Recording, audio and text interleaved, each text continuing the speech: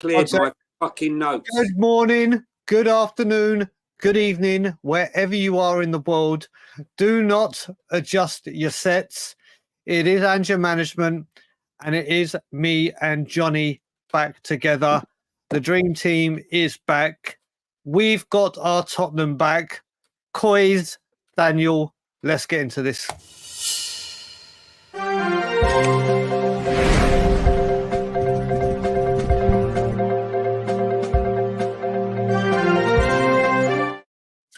So before we get into this, I just want to first of all say, Jonny, it is an absolute privilege and honour to be back with you. Everyone knows my health hasn't been the best, so I can never commit to doing this. But I said yesterday I'm going to do it. I want to thank Dave and Ben for doing the morning shows and stepping in when I haven't been able to get up. But Jonny, brother, for the first time in ages, how are you, sir? I'm all right until about 2 seconds ago, where I just put my phone down, put my thumb on it, and deleted all my notes on the game. Well, that's pretty much Spursy. So let's do it, Spursy. Let's first of all. Honestly, like every single stat, of this club, because it was literally like a who's who of disasters, basically. But it's good to have you back. It's good to have you back, Brian. I'm still a bit worse for wear from the drive yesterday.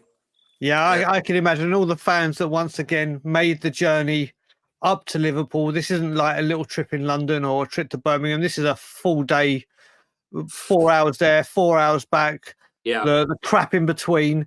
But at least the sun was shining. Right, before we get into it, we'll just say hello to everyone. So big up my brother. We're starting off in Scandinavia. Big up to my brother, Tony Rodriguez. Morning, Mr. Tony. Finland, Jonas, who I spoke about a lot about yesterday on Tottenham Away when I went on in the evening. Big up to you, sir. Mr. Ben Kaufman, who is in the back end and will be managing the comments once we get into this. Make fullbacks again. Then we've got Darren. Good morning to you. Svarog, good morning. And he has put inverted fullbacks, work against Inverness Caledonian. We have Tweak in the building. Good morning to you. Andrew Gregory, good morning, sir. Colin Cross, as always, it's so good to see you. Josh, big up. Super chat already from Active on Wembley. Big up, my man. Afternoon, boys. Leaving aside Emerson's lack of skill, the guy clearly has nothing between the ears. He glances over to Salah, then forgets him. We will get into it. Honestly, listen, right. I'm just going to hit straight on here, right. I said before anything happens, right. As soon as Ben Davies went down, and who can blame him from going down with an injury, because he saw what was ahead, right? He knew what was coming. He ain't stupid. He reads books. He must have read Ange's and knew what was in store for him. And, it was poor old Emerson, lambs to the slaughter. The guy hasn't played for 2 months, hasn't kicked a ball for 2 months. Last week, they threw him in against Palmer and Noni Makuele on his own, in acres and acres and acres of space, and Ange sat there with his hands in his pockets doing nothing. And yesterday, when I saw after literally 2 minutes, right, everyone's on the right-hand side, and on the left-hand side is Salah and Elliot, or Diaz, Elliot and Salah. Yep. All on his own is Emerson. He had a thankless task. I'm not saying he's a world beater, but he had a thankless task. And to be honest with you, as well as making 2 or 3 mistakes, he actually blocked about 3 or 4 goals. He did. Ollie Skip did well when he came on board. We're going to get into all of that. But thank you for the super chat, Activon. Good morning, Fran, my darling. I hope you're good. Brett, all the way in Australia. How are you, good sir? George, how are you? Francois, how are you? Graham Hill, good morning, sir. One of my nearest and dearest, Ray the Yid, how are you? Another one of my nearest and dearest, Chris Davidson. Who else we got? Eugene, big up, my brother. Who else have we got in the house? One of my nearest and dearest, Craig O'Sullivan is in the building. D&B forever. Who else? Yossi, all the way in Australia. Big up to you, sir. Ronnie, big up. Davey Bev, how are you? Who else we got? Steve and Rich. See, we've already got 125 in the building. Good morning, or wherever it is to you. So, been a long time since I do this. Ben's now taken over the comments, and big up Ryan McFarlane, my brother, big up. So just so you know, and just so people remember, I've got to remind myself how this show goes. It's been a little while. We will deal, and remember, this is game by game. Jonny and I, or Ben and Jonny, or Dave and Jonny, whenever they've done it. People remember what we are talking about today is Spurs versus Liverpool. Not 3 games ago, not this season, Spurs versus Liverpool. So today we will start, as always, with the negatives. The positives. Positives. Start with the positives, yeah. I think we might need to knock the S off and just say the positive, if there was one. Special mentions. Ange Postecoglou at the end. But today there is a special chapter, and I've needed to do it. I will be discussing this person, and I will be having a rant, but it's going to be nice and calm, nice and cool, and we will tackle the issues going ahead. So, Jonny, shall we start with the always, positive? Because the negatives are long. Let's start with the positive. Okay, there you go. Look at you, Jonny. Just because you've been doing more shows than me recently, you're now changing the structure. I'm going to go with it. I'm going to go. Let's do it. Let's do it. I think the fans, when we went 4-0 down, the vast majority, the vast majority, the vast majority stayed. Unlike Brighton, I mean, I've seen some disasters this season, right? But I mean, seriously. So the fans was a positive. The other positive for me was probably, I don't know if someone woke Ange up on 70 minutes and his alarm went off, because on 70 minutes he put on the players that should have gone, and suddenly we woke up, but it was too little too late. So the only positive really on an overall thing would be the fans. Everything else was more or less shambolic. But the fans, they sang. I mean, I can't even say some of the songs we were coming up with. We actually cheered. We actually had a song. We actually had a shot. We've had a shot. I got that going in Scotland Yard. I had that going. It was embarrassing. It was embarrassing. So let's get to the. Unless you. Wait. I'm going to give. Whoa. You've had your say. Whoa. So, I will talk. I will talk about the fans of the game, but I will quickly say, because I wanted to say at the beginning. It was an emotional day at the Scotland Yard yesterday. And if anyone from Toronto Spurs is in the building or has been to the Scotland Yard, when I first arrived in Canada, it was Spurs Canada. It was not broken into. But obviously, the country's so big, trying to organise things, we all decided, I was on the board of Spurs Canada, it was like, we need to break this down into Vancouver, Montreal, into cities or provinces. So we split it up to Toronto Spurs, and one of the original board members, along with us, a guy named Ian Adler, last month, sadly, out of the blue, suddenly passed away. So yesterday his family came and sat in his seat, and we had a little bit of a more and more for him, and it hit me like a ton of bricks, because this guy was a spitting image of my grandpa. So every time I saw him, I honestly thought I was talking to my grandpa again. So it was very, very emotional at the Yard. And the fact that we've gone from 100 to 399 members and attracted over 450 people a game now. And let's just say, when we went 2-0 down, I absolutely lost the plot. I had to go outside and calm down. We were singing that all the time. We were doing the let's pretend we scored a goal. Good morning, Kate, darling. We were doing loads of stuff. But what I will say with the fans as well, these fans that travel the length and breadth of the country, and normally Europe, if we're blessed to be in a competition, which we obviously weren't, have travelled all the way up to Liverpool again on a Sunday.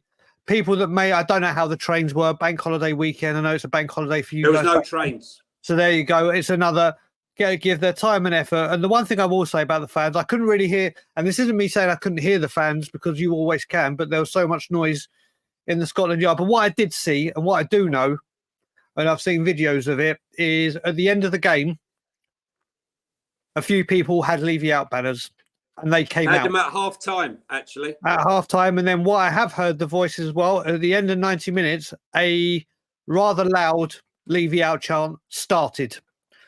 So the fans are always, listen, the away fans we have, the atmosphere may be hit and miss at White Hart Lane or the Tottenham Hotspur Stadium or whatever the hell you want to call that place, the entertainment complex.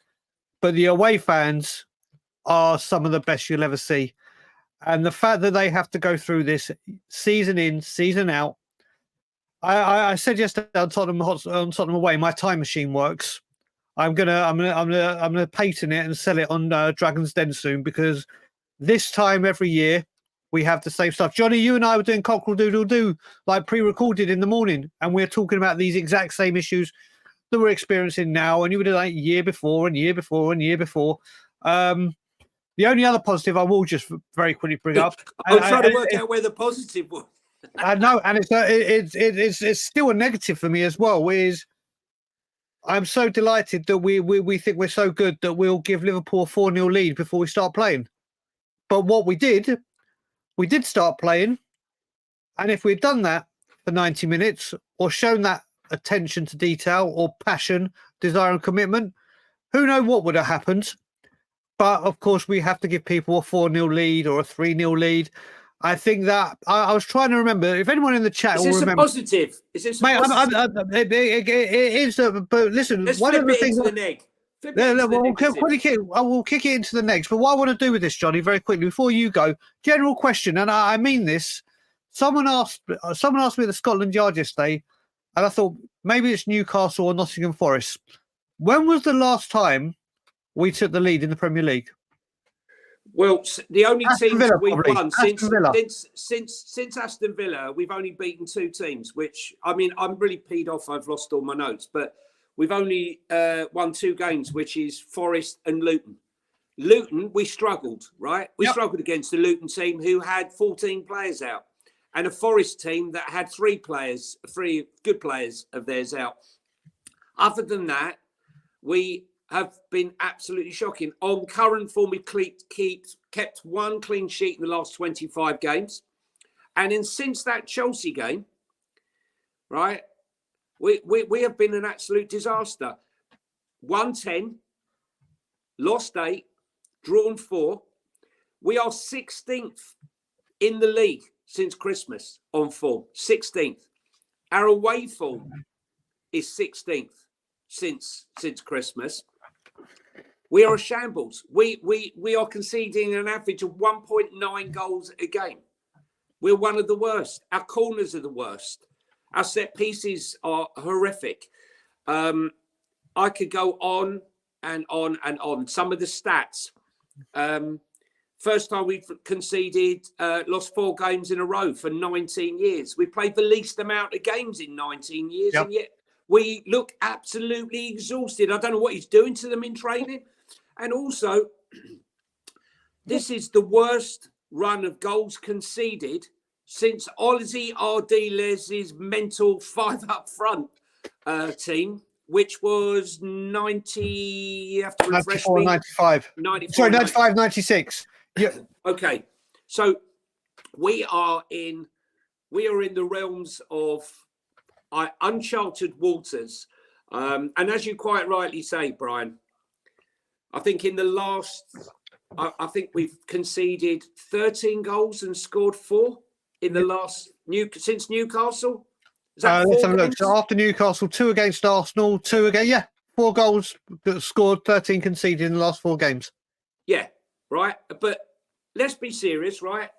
Let's take the positive out of the negative. Ange said he thought we played very well in the first half. He's more like what I'm looking for. Well, if that's more like what he's looking for, you can count me out. Because I swear to you, right, I was sitting there and I felt like I'd been smashed over the head with a cricket bat and woken up and seen something I'd never seen before. The space, it was clueless. And I've got to tell you, I went there with positivity. I tried to be positive, Brian, going into that game. And I was in the concourse and I saw Billy and Christian and Ian Lubin and what have you. As soon as we saw that team sheet, Yep. Everyone's face. We all knew. You're not going to play Richarlison up front, okay? You're not going to go to a back. I mean, listen, like, go to a back three, right? Change something different. You know Emerson hasn't played for 2 months. You know he's not a left back, but you're going to put him to flan to the slaughter. You could have put Mickey van der Ven on the left side of the back three, and then played around with the system. He isn't for changing. It was utterly shambolic yesterday. Yeah, I mean, I will say, I mean, I saw your video when you did your little preview, and I even put on the, I did a reply saying we'll be lucky to get 0. That's, I mean, obviously people going up, people have been going, this record's got to win. This is a really good time to play Liverpool. They're off the boil. Klopp's leaving. Salah's arguing with him. Really, really good time. People don't realise that our record at Anfield is horrific. We have 2 games in hand, which was obviously Chelsea and Man City, and Liverpool sandwiched in between that. And Liverpool and Chelsea are probably, I think, next season when the fixture list comes out, we should just say, listen, we're not going to take the trip to Anfield. We'll just give you 3 points. Fuck going to Stamford Bridge. We'll just give you 3. Just save our time. Save fans money, because it's ridiculous. Now, negatives. What I will say is, and I went mad on this on We Are Tottenham TV. Since the first 10 games of the season, when the injuries started, our midfield has been diabolical. No matter what partnership it is, I'm not talking about individual players. I mean as a unit. And in the first half, what I could not believe yesterday is Liverpool were counter-attacking us and going full throttle. Our midfield were jogging back like they were at the end of they were in training the next day on a warm down. They're just casually just jogging away. Liverpool players streaming past them, full blast. And like you said, Jonny, we played the least amount of games. We should be yes, we've had our injuries. This football team right now, with this fixture list, we've just clearly shown with 3 games a week. Well, Johnny's decided to leave. He'll be back in a sec. We should have been the fittest and ready to go for this little 3 game in a week burst. And this midfield. Hello, Jonny. God, I'll substitute for Jonny. That's a magic trick. Yeah. That midfield. Better substitutions than Ange Postecoglou. There you go. We've always got a backup plan. But yeah, that midfield, Ben, literally were jogging along as if they were casually running for a bus. I mean, I don't understand what is happening with our midfield. It was a massive negative for me, Ben. Yeah. It's unacceptable. It screams of a team that's not playing for the manager. Oh, here he is. Well, let's do a match. He's back for a cut. It screams of a team that's not playing for the manager. The team doesn't understand the way he wants to play football. They're not inspired by the way he wants to play football. And defenders don't want to concede goals. So they hate this style of football because the way they play, with the fullbacks being so in the middle of the field, they just concede goals for fun. Because when teams go forward, you've got about 4 versus 2 the entire time, which means we ship goals for fun. And we've got the best set of defenders we've had since Toby Yan, Rose, and Walker. And yet we're conceding far more goals. Because the system... Bobby Moore couldn't play in this system. Yeah. Anyone. You can't play in this system. I'm not going to say who, but a couple of our players spoke to Rodri, who are friendly with Rodri, and said, mate, you couldn't play in this system, right, as a 6. It exposes everyone. And I've got to be honest with you, I don't want to be horrible because, Emerson is not, we all know Emerson's not a left back. I knew he was going to get the crap right from the start. But if you freeze framed, if you watch some of the game, you watch it back. Yeah. All of the teams on that right-hand side, and there's massive, massive gap on that left-hand side. And all they need to do is switch the play. And there he was, absolutely, completely isolated. I didn't see Brennan Johnson or Sonny tracking back to try and help him. No one was helping him. No one was coming across to try and help him. I mean, I think in that first First 15 minutes, Romero, I mean, he gave the ball away a couple of times because he was under so much pressure. But he put his body on the line time and time again. This is a Liverpool team who have conceded goals first 25 times this season, the most ever I think they've had in something like 30 years. And yet we started, they were all over us. They were all over us. Yeah. The system, I'm sorry, the system. Well, we'll get on to the system. I'll tell you what, we're I'm going going to jump out now. Do you finish? Sub is gone. Bye. So very, very quickly, what we're going to do now, because what did we recap? Tell me what you covered. Oh no, I was just talking about how the midfield were just jogging back.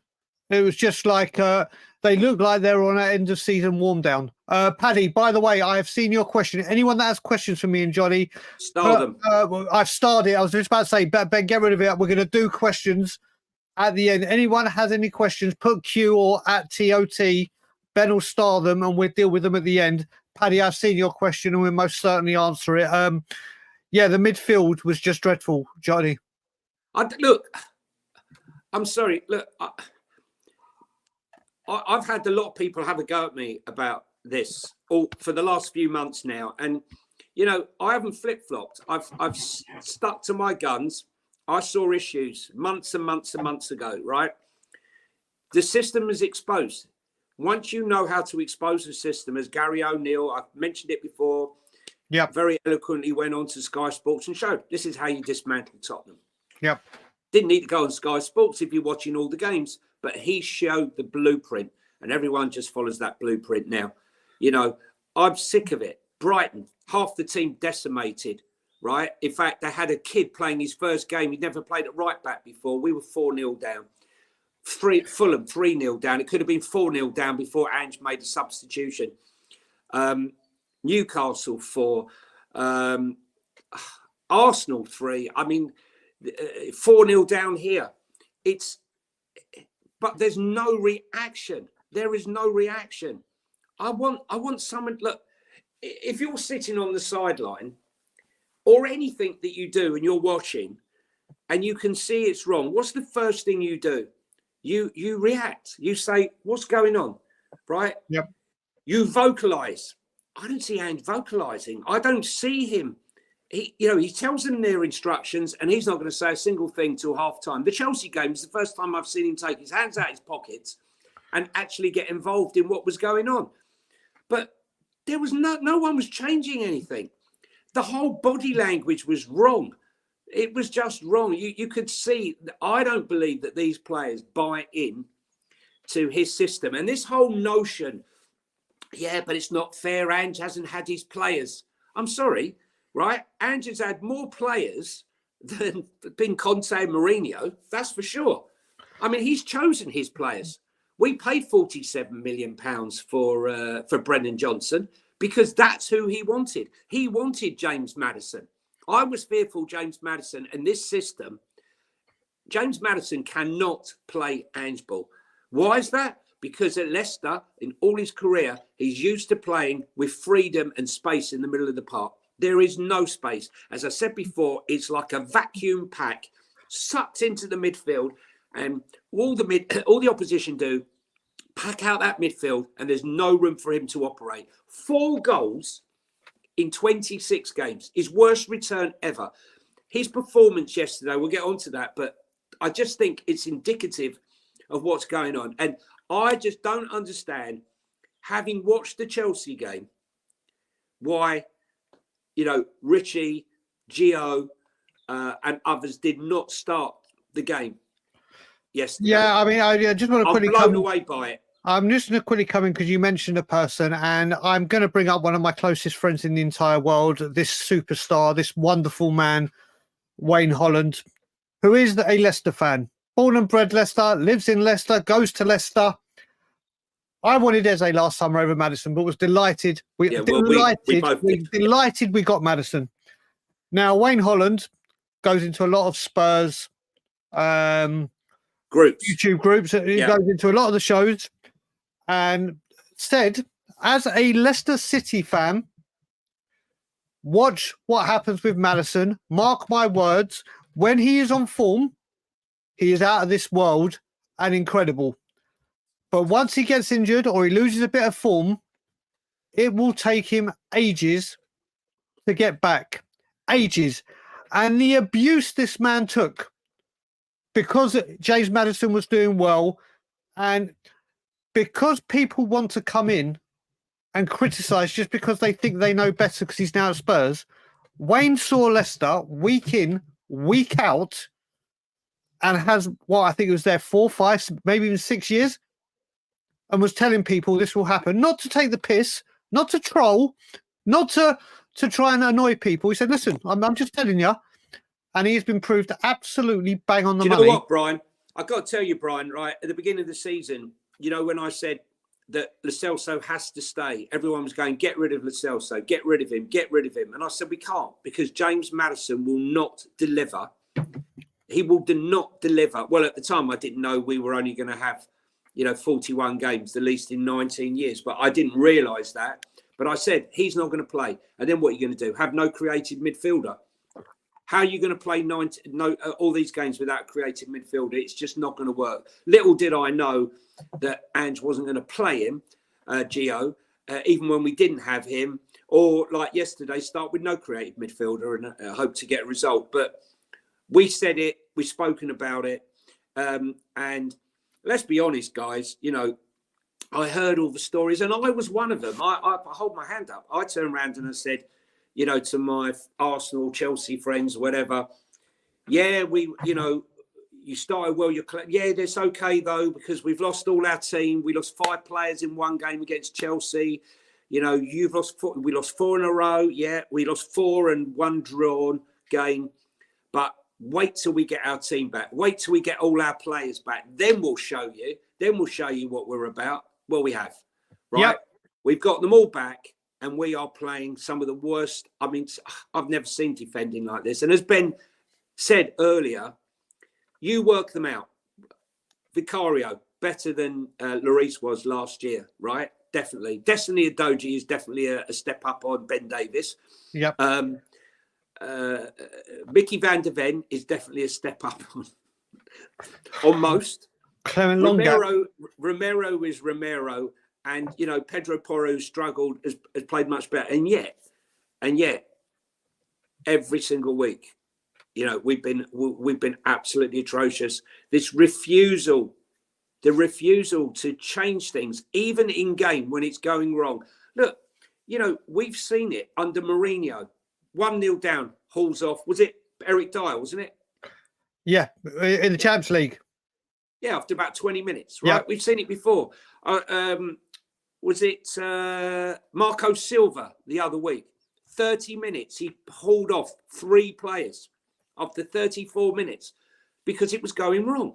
What is this blind, I will not be moved when it's going so wrong? Not only not to interact on the pitch with the players and tell them where they're going wrong, but to not actually change anything.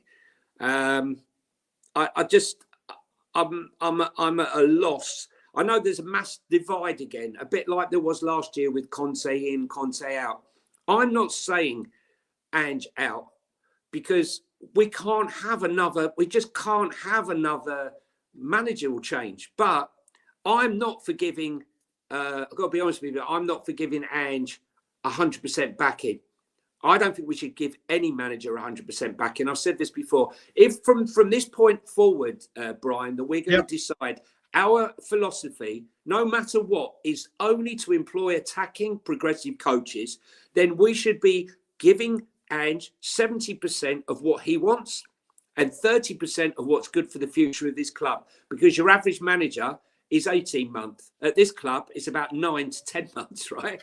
Yep. So if you're buying progressive players, that if Ange goes or whoever goes, the next manager coming in is not going to say, well, I want pragmatic players. So we have to keep that philosophy. I'm worried, I've got to be honest with you, looking at this, if we give him all the money. Well, I'll tell you what, we're going to see where that goes. But you know what, rather than going back and forth. We're going to do it because we need to do it. I've We're lost going all to the structure. There's lost my we're, notes. no, what we're doing, mate, the players, special mentions, we're just going to go right through the starting 11. Right through from Vicario to the top. Right, let me We'll start include with the subs. Obviously, you always go first, Jonny, Vicario. Right. Okay. You want to go through them? I was just going to We'll go right through. We'll go right through. Listen, right. We'll go right through it. Okay. Big Vic didn't have, again, a little bit shaky.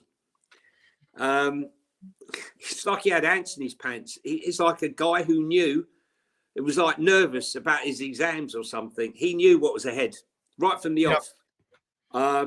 Some of his passing, again, which was shoddy against Chelsea, was there again. I thought he should have done better with Salah's first goal. He didn't have a strong hand to let the ball in. The positive, they had 8 corners and we didn't concede. Unbelievable. Yep. Unbelievable. Yep. I mean, I don't know what more to say with Vicario. Well, I completely agree. He should have done better with the first one. Listen, there could have been 2 goalkeepers in the net. Weren't stopping Harvey Elliott's. It's, do you know what? Listen, I put my hands up. I got it completely wrong when I wanted Raya, and I didn't know about Vicario. Completely wrong. That guy's gone on to win the Golden Glove. Obviously, he has got the Arsenal defence and everything, blah, blah, blah. But it isn't the gap that we thought we had with the class of them 2 at the start. It's not that far. Listen, it's his first season. I think he's a wonderful goalkeeper. I'd much still rather Vicario, but there's certain things he's got to work on. Like I said, the stronger hand. Listen, you're going to find that he started off like a house on fire. He started off unbelievable. It's like, oh my God, look what we've got. This season, because of whatever's going on this season, has not been the best end of season for him. Still love him, still want him as my number 1, but there are things that he's got to work on. And before we go on to the next player, I just want to say my first one back here for a while. There's 344 people in the chat right now. Thank you for joining us on this Monday, whatever it may be, time of the world that you're in. If you haven't liked the stream, please like the stream or subscribe to the channel. I'm going to try and get on a bit more depending on my health. But thank you, the 50 of you now. Can I just say, Brian, while you're in here, guys, it's like taking your shoes off when you come into a house when you've been out in the rain. Could you just give us a like, because it helps the stream. It's not painful, I assure you. It's the little thumb button there. So if you give us a like. Just one other thing about Vicario. He needs, the most amazing thing is Ange wants tall players, 6'4" plus. We got a tall keeper. He needs to be better at crosses. The one in the opening minutes where he almost fluffed at that cross and it hit the bar. He needs to command. I don't know if he needs to, because he's quite spindly. I think he needs to be working on his upper body strength in the summer.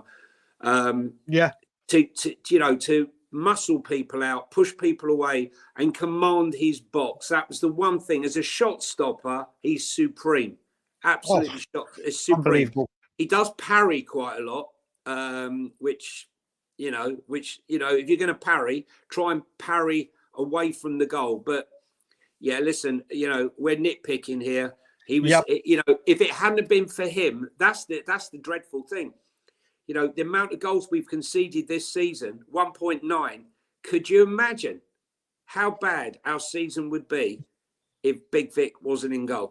Because it would have looked a whole lot worse. Mate, do you know what it reminded me of? And I keep saying this, when we first signed Hugo Lloris, when we first signed him, he probably made 1 or 2 world-class saves every single game. Yeah.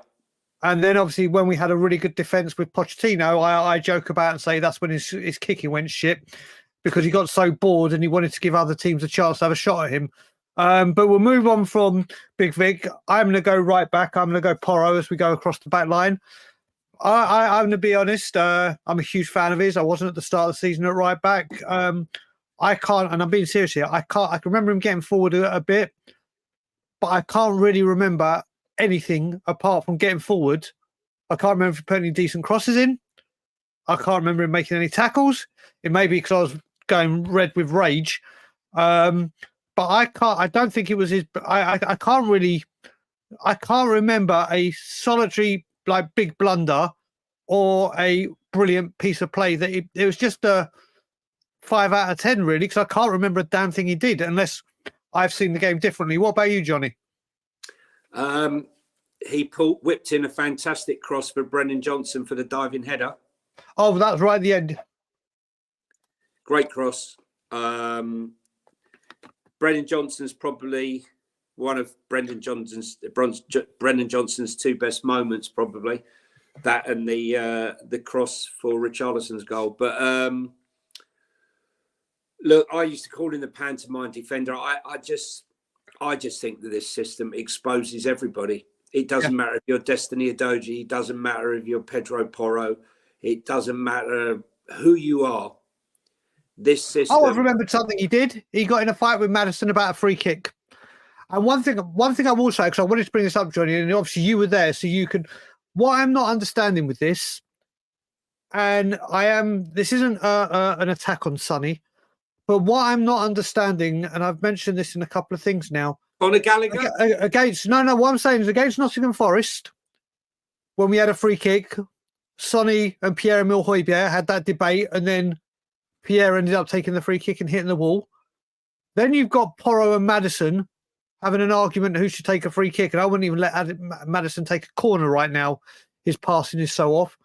I don't understand why Son, as captain, and also we've seen on multiple occasions what he can do with a dead ball for career, why this guy isn't taking, and forget his overall play, forget what anyone wants to think of him. I love Sonny, but I don't understand why he isn't, as a captain and as a dead ball specialist, not going, well, I'm going to shut the two of you up.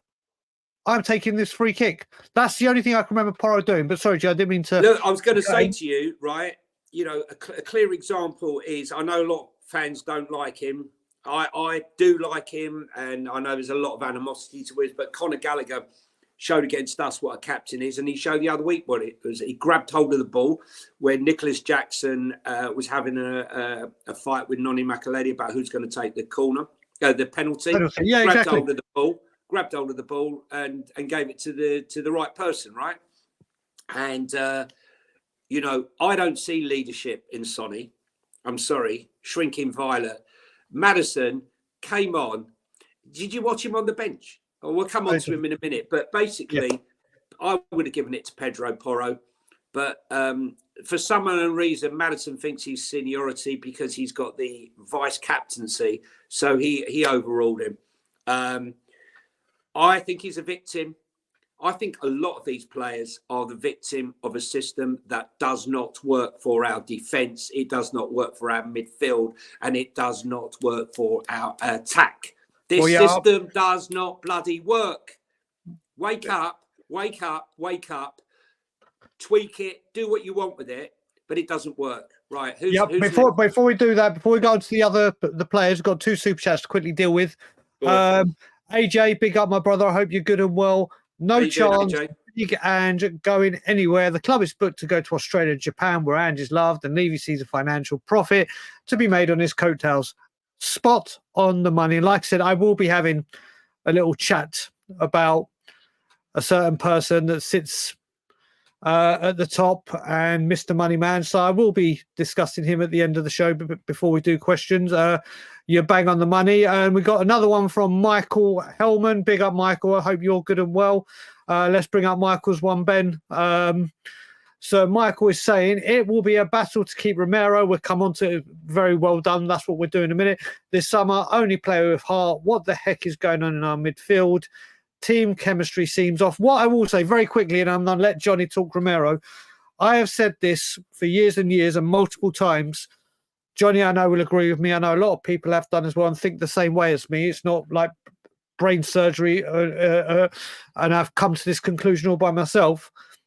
You look at Liverpool Football Club, and I'm just going to use Liverpool because they're the one that I can use. From as long as I've known, apart from when they had Benitez and Houllier, every single manager they have is an attacking Liverpool-style football, the Liverpool way, like we say, the Tottenham way. So whenever their managers come in, they may not have the right personnel that they want, but they have the right players that are more attacking. That's why I said to you, Mate, and this is the thing. What we do at Tottenham is we go defensive, attacking, defensive, win now, youngster, attacking, defensive. And like Johnny just said now with the system, we've gone from the defensive manager of Conte and an overload of defensive players to now having to play in an attacking style because we just keep chopping and changing the manager and going back and forth, But this is what I'm saying to you, Brian. This is my point, right? Okay. The journey, you have to have an ethos. Okay. I hate bringing them up, but Arsene Wenger at Arsenal, during those successful years, they had an ethos.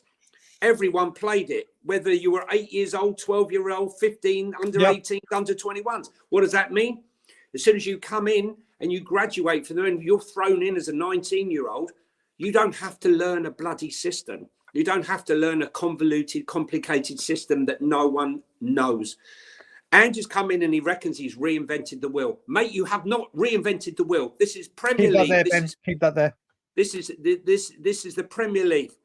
This is a league with the most elite managers in, with elite players. You have not reinvented the wheel. You have not found some system that no one else has. There's a reason why no one employs it, because it doesn't work. So as we were saying before, do not back Ange 100%. Do not back any manager 100%, because if they fail and you only buy their players that they want and they go, you could have a problem. So what I'm saying is only buy progressive players that suit the system that you're going to follow from now for the next 30 years, and buy those players accordingly.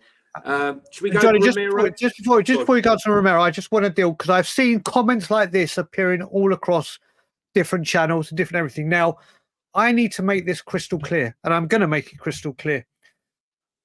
You guys absolutely, man. Spurs are 5th in year 1. For Christ's sake, give time to rebuild. Ozzy Adam, I will give Ange the whole time of his contract. I will give him everything. Do you know how many managers I have gone by and I've heard this is year 1, this is year 1, this is year 1. Give him time, give him time. We don't give managers time. I agree Ange has got to do his thing. I agree Ange needs time to get his players in.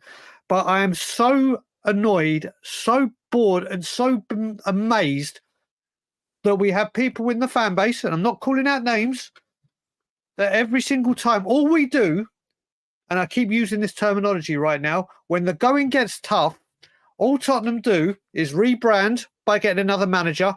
We refresh with a different approach, and we reword exactly what every single other manager has said every single time, and then we get another manager in. So what? Look, can I just say about Ozzy? It just does my head in that people think that this is you're Ozzy, here on a channel. You're here on a channel that is one of the most staunchest Levy out channels you will find, and have defended managers time after time after time after time after time, because the owner has let the fans down. The owner has let the manager down. The owner, Right, if he attacked the footballing side with 10% of how he tackles the off the field stuff, people like me would shut our goddamn mouths, because we'd be successful. Can I just say about this, right? Look, you know, Ozzy, right? Ozzy, what was his name? Ozzy? I think it was Ozzy Adam. Ozzy Adam, right? Look, mate, right? Yeah. In my book, if I'm travelling up and down the bloody country to watch our team, and I'm watching this crap week in and week out, okay, I'm entitled. If you went to the cinema and saw a film and you paid a whole load, or a show, you've gone and played a show, you paid £100 to watch a show, and it was absolute garbage, what are you going to do? Say, oh, well, you know, it's only their first show? No, you're going to make comment, right? What I'm saying to you is, if we zoom out, Ozzy Adam, and we zoom out and we go to the beginning of the season, would we have taken 5th? Yes. Would we have taken being back in Europe? Yes. Okay. 100%. Right. Is that a great achievement for your first season? Yes. But here's the problem. When you go into that season and you're watching it game by game, week by week, over the course of 9 months, and you see us hit an iceberg and slowly start to sink from being top of the league, the best performing team after 10 games, to a team that is 16 places lower than that performance today. We are entitled as fans to question what is going on and what he's doing, right? So don't tell me I'm delusional. Don't tell me there's something frigging wrong with me, because there isn't something wrong with me. What's wrong with me? I need to go and see a doctor. Is why I keep going to the games and put myself through it and watching 4-0 down against Brighton, 3-0 down against Fulham, 4-0 down against Liverpool, 3-0 down against Arsenal. Okay? Like, you know, we aren't the people we to be attacking, right? We're speaking our minds because this is what we're seeing, and we have every right to question what is going on. But am I Ange out? No, right? Do I think he's out of his depth? I think he could be. Do I think this system works? 100%. Hell no, it doesn't, right? He's made no adaptations. But we have to stick with him. We can't go through and have another manager thrown out and start again. Was he my manager I wanted? No, I wanted Gallardo, I wanted Slot, and I wanted Amorim. Those were my three in order. This is what we've got. We have to stick with him. But I'm sick of people coming on here, and every single time I say something negative about Ange and the system, right? I'm a bad person. No, I'm not. I'm a fan, along with many, many others who feel exactly the same as me. But we also know that getting rid of him isn't the answer. But I'm telling you now, if he does not perform by Christmas, he's out of here. He's out of here. Because to say, the other one I've heard is he hasn't had the players he wanted. He wanted Madison. He wanted Brennan Johnson. He wanted Timo Werner and Manor Solomon, right? He wanted Mickey van der Ven. He wanted Vicario. So don't tell me he's not had his players. He's had his players. Okay. The one final thing, Jonny, the one final thing I will add to that very, very quickly, then we will get back to Romero. There's a big difference right now where if someone had said, like you said, Jonny, and you're bang on the money, if fifth would have been successful, hell 100%. Yes, it would have. But there's a big difference between fifth. I sent this to you in a voice note yesterday, Jonny. I don't know if other people in the chat, and there's now 416 of you in there, so thank you very much indeed. There's a big difference between finishing fifth and challenging for Champions League and taking it to the wire and being a few points away, compared to finishing the season fifth and now only 6 points behind Chelsea when it was 18 a couple of months ago, and now fifth that looked assured, we can now finish as low as 7. We are limping over it. Fifth, we finished fifth, fantastic, exceeded expectations. But the way this season has ended, and it's Leslie Crawford, big up, Leslie. I haven't seen you for a while because I've been out, big up. Like they've said, 38 games is a good parameter to where the club is. Look, there's another one. Go back a bit. Go back to, where is it? Knickers in a twist. Summer's next. Oh, this is it. Look, this fan base gets his knickers in a twist when you criticise. Oh, right. Sorry. Listen, Ryan speaks as it is. And Joe, let's get away from this because we're going to deal with Levy. Let's do Romero. I was doing Romero. Yeah, go to Romero. Let's talk about one of the great players. Captain, fantastic. He should be the captain.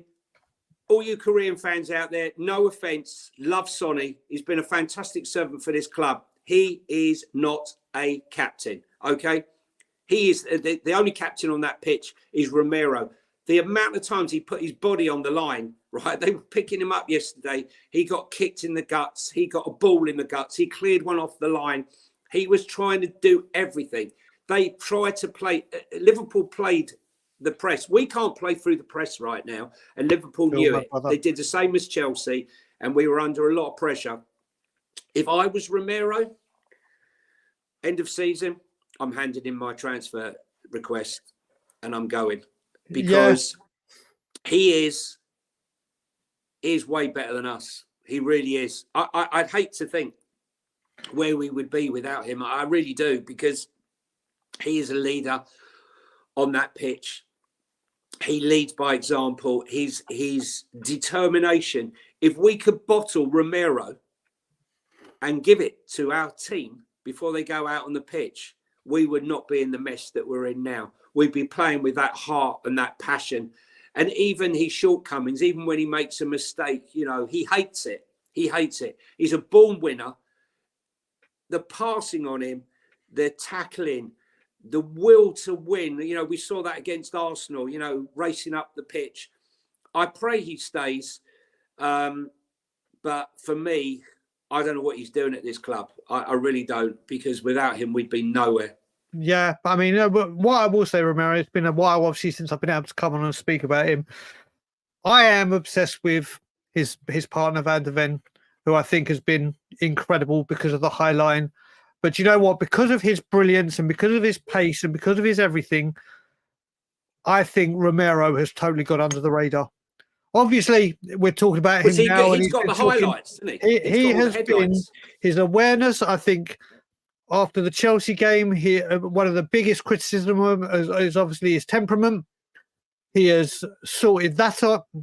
And you know, one of the things I would actually like to see right now, and I've seen people calling for it over the last couple of months or whatever, and I just didn't understand it. But obviously, we saw against Arsenal and against other teams, he's the one grabbing the game by the scruff of the neck and saying, right, I'm going to be defence, midfield and attack. I kept seeing this, and I didn't understand it, but I'm starting to. And with the way we're going, I don't know what Dragushin's got to do to get a game, especially playing on his right-hand side. I've seen so many people say, push Romero up to be that holding midfielder until we can get, not as permanent, but we've got to find a way to sort this defence out. When you've let forward 13 goals in 4 games and it's not working, you would think you got to try and tweak the system. You got to try and do something. I think Romero, his clearance off the line, his awareness to get there, his falling out with Emerson, which ain't the first time on the pitch, his desire, I put a tweet out going, do you know what? There's no passion, desire, commitment, and all the other words like that, togetherness, whatever. Take Romero out of that, because he's all of that. You know what, Brian? I just saw someone put there, did they say I'd take 70 million for Romero? Are you joking? Are you joking? 70 million. You can't buy Romero at 25 for 70 million. You're off the charts, right? 100 million for him, 90 to 100 million. I'll put it this way: a few years ago, Jonny, is 80 million. A few years ago, Harry Maguire went to Manchester United for 96 million or whatever it was. 85. Sorry, so yeah, 80. Sorry, I don't know where I got 96. Sorry, my bad. Romero is in a different league, but do you know what? That's Romero covered. Who, thank God, he's still here. And listen, I don't know why. I've had a few people saying to me, do you know what? I can see Real Madrid in the summer. I can see it. I don't think it will, but brace yourself for impact if a big team does say. Dragusin is not a club signing, by the way, guys, because our man, Big Ange, made the calls to him.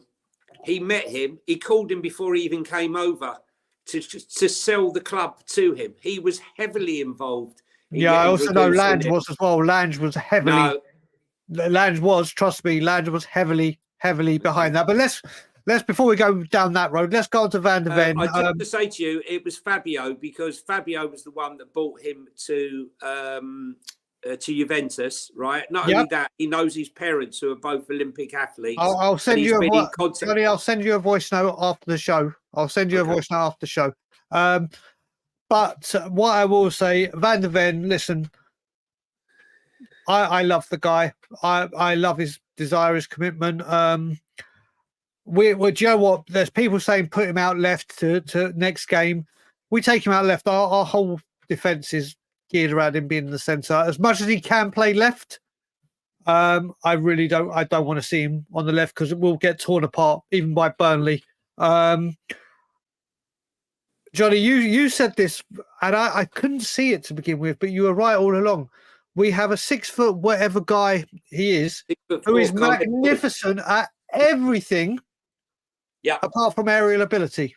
It's so weird. It's like when they say big men are great with the ball at their feet, like Peter Crouch. And it's like, how is someone that big, that good with it? I don't understand how you can have someone 6'4". I think he is 6'5". 6'4". 6'4", there you go. And his area ability. But listen, for me, the signing of the window, for me, a future superstar, elite, world-class defender who's had a magnificent season. But when you have a defence that's leaking goals for fun, it's very hard to say anything really positive, isn't it, Jonny?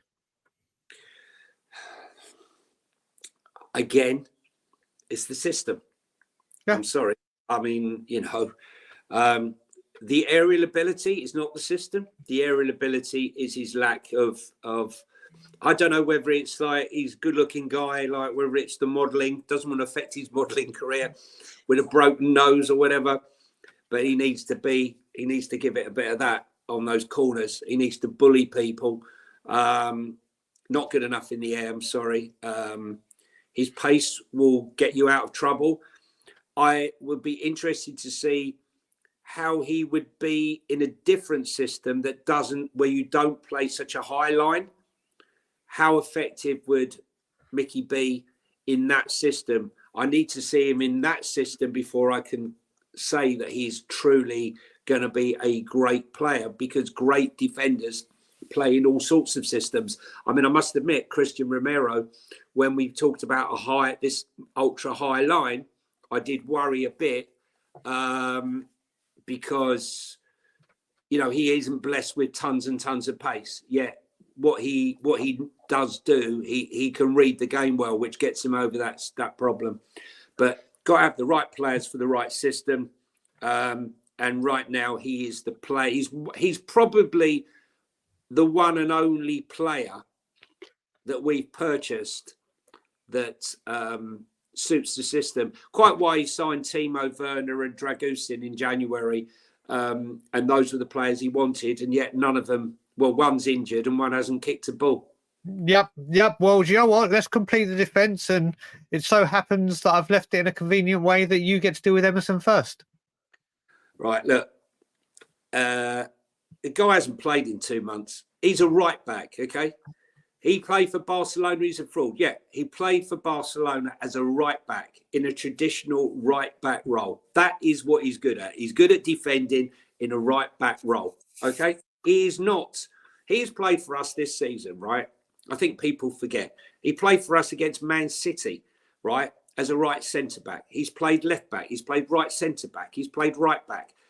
I think people don't realise how he's been abused a bit by Ange. He's almost been thrown under the bus. When you don't play for 2 months, when any player doesn't play a game of football for 2 months and then comes back and plays in his natural position, it's bad enough.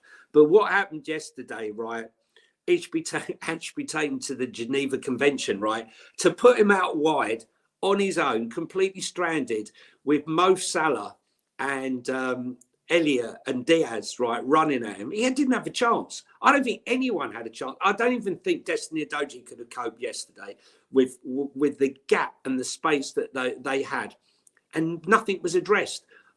He's not a left back. He's just not a left back. He didn't have a good game at all. He was poor. He's probably to blame or involved in 2 of the goals. But he also blocked about 3 of the goals, right, and stopped them coming in with some of the challenges. Let's be serious, right? He was not the only reason we lost that game yesterday. And it could have been 5 easy at half-time. They had 11 shots, guys. 11. 8 on target, not including the one that hit the bar, which would have made it 12. It could have easily been 5. But Ange thought we played our game in that first half. He had a poor game. There's no excuses for it. But, you have to give that caveat that, he's a right back playing in an alien role against probably one of the most offensive teams in the league. And he was a lamb to the slaughter. And I actually felt sorry for him. I know many people won't, but I actually felt sorry for him. He was on a hiding to nothing yesterday.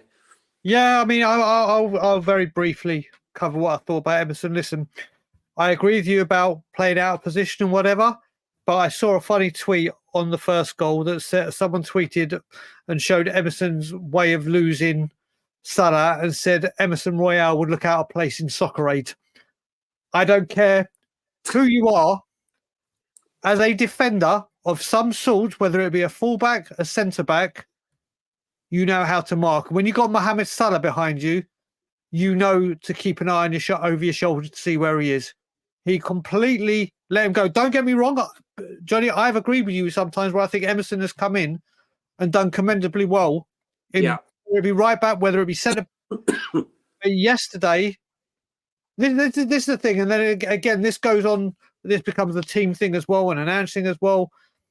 Chelsea know our weaknesses. We saw it with the free kick where Ange said we don't train set pieces, yada yada yada, and then shambolic came out and said, "Well, they don't train on. We knew it was their Achilles heel, so we trained all week on set pieces, or we trained for set pieces."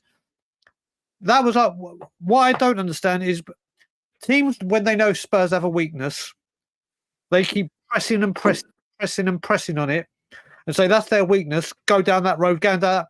When we know a team's got a weakness, we don't we don't want to abuse. We're like, oh no, we don't want to attack them. That's like bullying. They knew Emerson. They knew Emerson was a problem, and they targeted it. And he's not good enough. When you're playing, like you got to remember, people going on about Mohamed Salah. Like some fool yesterday tries to attack me on my react saying, "Oh, Salah, no, only the best can mark Salah." I'm like, what? You mean the best that kept him to have a horrible performance against Liverpool? Everton, sorry, the one where he's dropped against West Ham, the one where for weeks and weeks we've been talking about people across the Premier League and pundits and saying he's off form. Yesterday, it was for the first 20 minutes, it was the most Salah target practice. Hit the crossbar, hit the post. He was as open as it could come. Emerson did not cover himself in any glory whatsoever. Yeah, but hang on, here, Brian, I've got to stop you there, right? I hear what you're saying, right? But Mo Salah, first of all, he's been an on-running battle going on behind the scenes at Liverpool, right? Yep. Okay. He was fired up after what happened of course last week, right? It wouldn't have mattered who you put on that left-hand side. If you played that system, go back and look at it. I implore anyone to go back and watch those videos of that game and look at the space. I was standing next to a group of people on the terraces there. Look at the space. All you needed to do, everyone's on the right-hand side, and there was Emerson Royal being told to tuck in, make it tight, and there's two Liverpool players on that far left-hand side. He has to run across, and he's on his own. There's no one there. There's no one there. There's no one there. And it's over and over and over and over again. It wouldn't matter who you'd put out there. Correct. Well, it's not just this game, is it? What about the games where Emerson didn't play? Let's go on to the midfield. Didn't play against Newcastle, did he? Let's start with the midfield. Now, obviously, I think the midfield three was Star, Bissouma, Bentancur. And I'll go with Bentancur and say, what did he do? What did this man do? Listen, I love this man. I think he is, when he's up there and when he came back and Matty Cash did his... got him the second injury, and I'll say it so many times, our whole season collapsed last season at Leicester when he got his season-ending injury. The whole season collapsed because we couldn't replace Bentancur. But since he's come back from the Matty Cash injury, he looks absolutely a shadow of his former self. I don't know. Again, this could be the system. It could be what's going on behind closed doors. It could be something's going on with him behind closed doors. I don't know, but Rodrigo Bentancur yesterday was a ghost. For me, got to ask the question of the manager again. Sorry, I'm going to keep highlighting it, but I'm going to speak the truth. Why did he start? We all know he's not on form. We all know he hasn't recaptured that form yet. So why did you start him? You had two creative midfielders on the bench.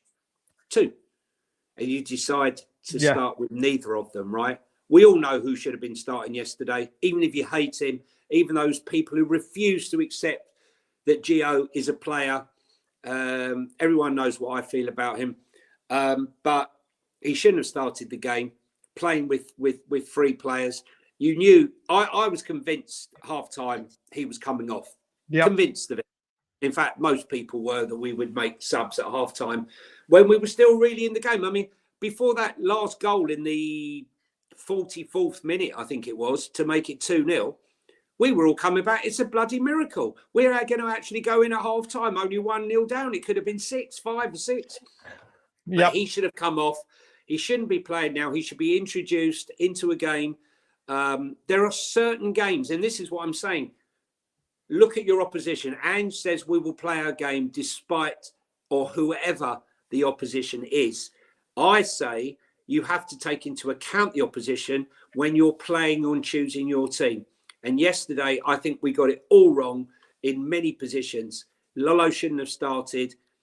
Again, exposing a player who wasn't ready to play that role on his comeback, just the same as Emerson was exposed in that position. So I'm not going to throw him under the bus, but it was a poor performance. Okay, your next. I'm going to say Basuma because, there were times in that game where I wondered what Basuma was doing. But actually, overall, I actually thought Basuma sort of came into himself a bit and finished a bit stronger in the game. I think once those subs were made on 70 minutes, Basuma started to find his feet and rhythm because there became a lot more space on the pitch. It then became a bit like a basketball game at that stage when it was backwards and forwards. A lot more space for him to operate. And I thought it's hard to say anyone had a good game. But I agree with Jonny. Of the midfield three, I would say he was the best of the three. He seems to grow into the game. Joe, one thing I did notice with him, some of his passing was way off, but what I did start to see a bit more, and the only thing I can say that he was doing well, is that drop of the shoulder and change direction seemed to be coming back. And when we were trying to break, he was looking for the forward passes. He was trying to do, but again, we keep going back to how he started the season. He hasn't been the same since the sending off against Luton. Then he came back, the sending off against Forest. We all know what happened in the AFCONs, malaria. He hardly played. He came back. Basuma is the exact definition of how our season has been. Started off like king of the hill. Then turned into an enigma. Exactly. So that leaves me with Pape Matar, who weren't at the races yesterday. And one thing I will say with Pape Matar is, I think with this first season, and it's been a grueling season under what Ange asked his players to do.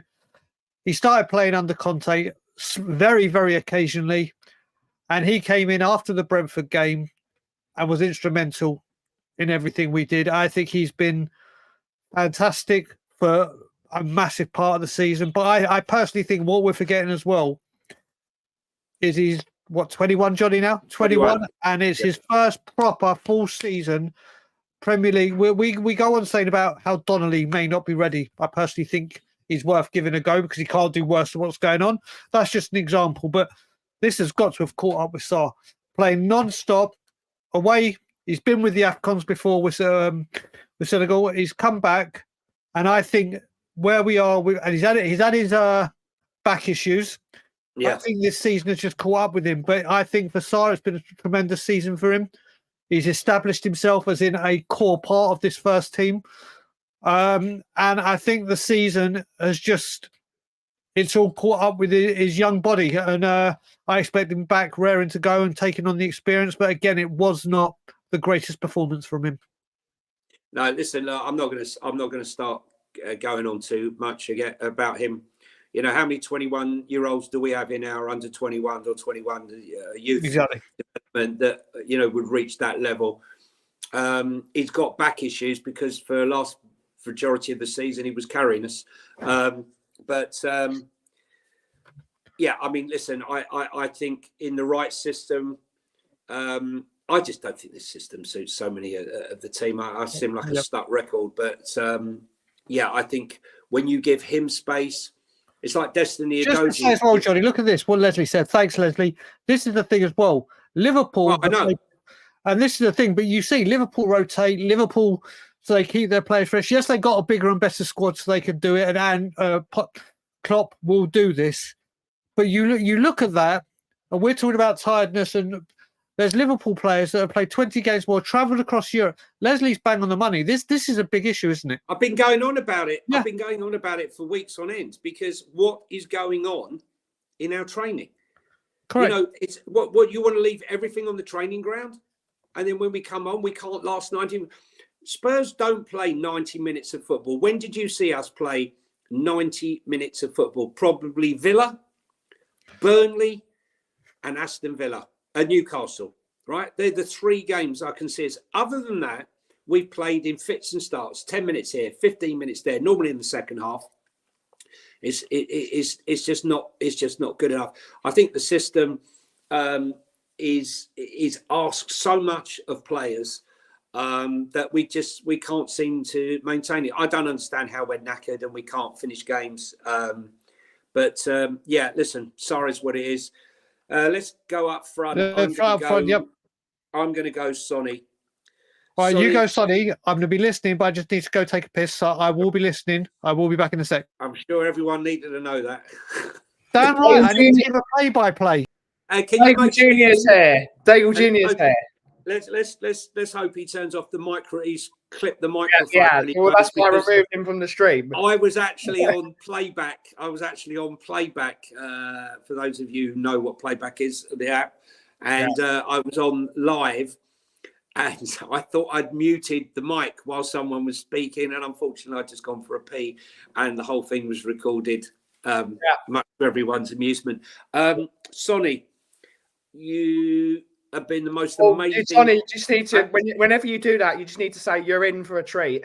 You're in for a treat. You're in for a treat. Where's the our ats for the names? We have got 242 people watching on Twitter and 214 watching on YouTube. So please like and subscribe to Tottenham on Tour. Have you got the name things on for our have they come off? What do you mean? On the screen. Okay, back up. You can follow Jonny on Twitter. Do it halfway. This is a halfway point, Jonny. Tell us where you can find you, Jonny. Yeah, just here on Twitter. Listen, if Sonny, any of our mods can put Jonny's Twitter in the comments, that would really help us out a lot. But yes, Sonny, I really wanted him to come from Germany. I was absolutely gutted when he disappeared in that first season, and Poch managed to convince him to stay, which was a fantastic achievement. He's been unbelievable. What a servant he's been for this club. He is not a number 9, Ange. Okay? How many more times have you got to try him as a 9? Oh, but he scored goals. Right. Okay. Against certain teams, he scored goals. Okay? And he scored yesterday. I know that. But until Richie came on and played through the middle, and he went out wide, that's when he came to life. He came to life for the last 15, 20 minutes. That's when Sonny came to life. He's been struggling. I don't want to get rid of him. I see a lot of people say get rid of him. I say we keep Sonny. He's a great ambassador for the club. There's no way that they're going to get rid of the, the income stream that's coming from all the shirts. But he is not going to be playing, next season 50 odd games. I don't think he's got it in him. So let's make him a valuable squad player that comes out for the European games or for the big champions, the big Premier League games. Let's not play him every single game and mindlessly keep plugging him away. He's won 18% of his aerial duels this season. 18%. And yet, what do? We play the ball up to him, high up to Sonny, and he can't hold on to the ball over and over and over again. He's struggling. He's still scored 17 goals, so he's a valuable asset to this club. But I don't think we're getting the best of him. You need to play Richie through the middle, Son out left, forget your Timos, Son out left, buy another left-sided player to back up Sonny, whether it be Manor Solomon or whether he ever comes back to play. But please stop playing him. Look, last season, Sonny and Richarlison linked up well to score against Liverpool. He scored in the home game. He scored last season. He scored in the home game, didn't he? This season. Say again, Jonny. Game. He scored. Sonny and Richarlison linked up for the goal game. For the home game again this season. It works. They work together. So what does he do? He drops Richie, plays Sonny through the middle, and we look like a blunt instrument for 70 minutes until he came on. Stop playing the ball up to him high. He can't hold on to the ball. We know his best attributes. Let's start using his best attributes instead of exposing his bloody weaknesses, because that's what we're doing. He can't head a frigging ball. Stop putting the ball up to him and play him out wide and give him half a chance. Okay, so 1 second. I'm just going to call it because I've seen her come in here and she's starting already. Gina, behave. I'm not going through another Twitter spat or another load of nonsense that starts. You've come in here, you're raising your mouth. Nothing bad has been said, but you're making it into something. People can talk about Son's performance like I'm about to. Don't come in with this. Don't use Korean hashtags. Don't do this. Don't do that. Because I'm not going to tolerate it. I'm not going to tolerate it. I don't know what you're talking about. Oh, yeah. I'm not. You've just given her a voice, Brian. Forget it. Move on. Yeah, I am going to forget now. So no, let's talk about Sonny. So first of all, what I will say about Sonny. I love Korea, by the way, and I love Sonny. I'm just saying, move him out left. So what I will say about Sonny is obviously anyone that thinks he should be leaving, I just don't understand. I listen. I can understand he may not be on the greatest part of form right now. I can understand people thinking, "Oh, is he a striker? Is he a left winger? Is he this? Is he that?" Without him, Tottenham Hotspur are screwed because we will not get another player like him. We're still waiting for the replacement for Harry Kane. He is integral. What I didn't like from Son, or not didn't like, what I couldn't believe from Son yesterday is that miss that he had that Alisson saved with his feet when he was clear through. 99 times out of 100, Heung-min Son puts that away. Puts it away. Yes, he got his goal. Listen, he did. Rich man. Yeah, you're 100% right, but that's him playing out on the left-hand side, right? He only scored that goal playing out on the left-hand side. He came in from the left and scored when Richie went through. He never looked like scoring before that. Sorry, Brian, go on. Yeah, no, I will say, listen, Sonny started this season like a bat out of hell.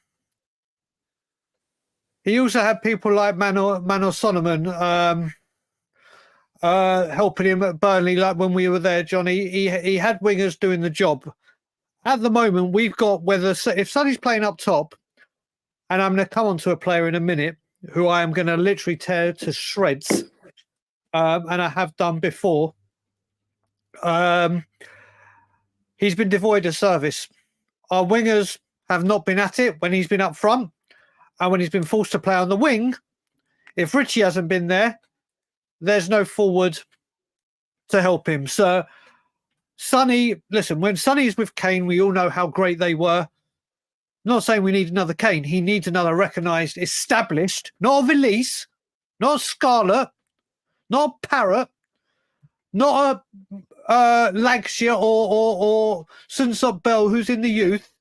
He needs a recognised striker. F18, F8, right, I'm going to call it in a minute, timeout, Gina, timeout, F18, in a minute, because if you'd be bother listening, we have been slating matters, and if you look at it as well... Right, Brian, whoa, Johnny, whoa, because I've had to deal with this person on Twitter one hell of a lot. You've been watching the show. We are actually going through the first 11. Correct me if I'm wrong, Madison was not in the first 11. When we get to substitutions, you watch me tear Madders limb from fucking limb. So before, whoa, Johnny, because I've had enough, especially with one person here, Stop with your bullshit and watch the show and listen How can we be going on about Madders when Madders didn't even play to start off with? And that's the last thing I'm saying about it. One more comment, Ben, timeout or block, because I'm sick and tired of it. Right, back to Sonny. He needs help. He needs support. And hopefully he will get it. But now I'm going to get onto the person I do want to tear limb from limb. As I call him, one Dejan Predictabiliski, who, for me, all season, but remember, because he runs around a bit, because his hold-up play is good, because under Conte, Jonny, we've spoken before about this season and how the system doesn't work. When you got Kulusevski in a Conte system, he was devastating up top. Devastating up top. Incredible. He's not been asked to do that now, and he has been absolutely fucking useless. And I'm going to read out, this is how effective he was, but don't forget, he runs around a lot. So, Kulusevski yesterday, 0 goals, 0 assists, 0 shots, 0 chances created, 0 successful dribbles, 0 accurate crosses. He's consistent. I mean, but still, people will come and say this. People, when did he this get guy taken is off? not fit for purpose in an Ange Postecoglou system, and he won't be. Dejan Predictabiliski, I don't want to see in a Spurs shirt again this season because he offers nothing. Jonny, when did he go off?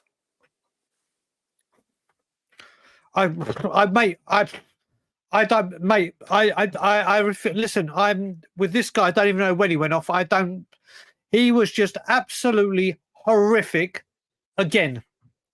But people won't call it out because he runs around a lot. We can't talk about him because he runs around a lot and because his hold up play is good. It's very good. I for me, hang on a second. I'm just trying to work out when he went off. Yes, it was a master substitution. For once Ange saw it. So what did he do? He knew there was only one thing he could do is take off one guy who couldn't deliver for another guy who didn't deliver. And he brought on James, the hitman, Madison, weighing in with 4 goals in 26 games. He was poor, Kulu. And can he stop tripping everybody up? How many more frigging free kicks? Oh, he gives away so many, doesn't he? Obviously, I thought he'd given another penalty away. He tripped up Gapco right in front of me, and I thought, oh my God, it's a penalty. But as it so happened, it was a master dive. He did make a connection, but he got away with it. Look, Kulu is so one-footed, it's a joke. Personally, I'd sell him. Damn right. You know, if we're going to raise money for players, he'd be one of the players that I would sell, you know, amongst others. So I'm not going to say too much about him. He was very poor yesterday, did nothing, and I'm amazed he lasted 61 minutes.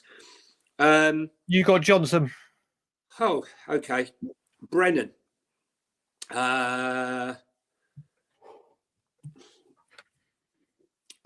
I don't think he's a top Premier League player. It's not his fault we paid £47 million. But I ask you, in all honesty, come May last year, when you were writing up your fantasy list of signings that you wanted to bring to the club, I bet you he wasn't in your top 5.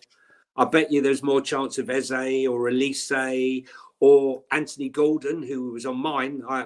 I desperately wanted Anthony Gordon because I saw Anthony Gordon playing in a shocking Everton team that got demolished at our ground. And yet he chased every ball, he hurried every ball, and he's aggressive. So look who's in the chat. And everybody right, Danny, is Danny Kyriakou. Yeah, Danny Kyriakou, who Dragusin based his whole appearance on.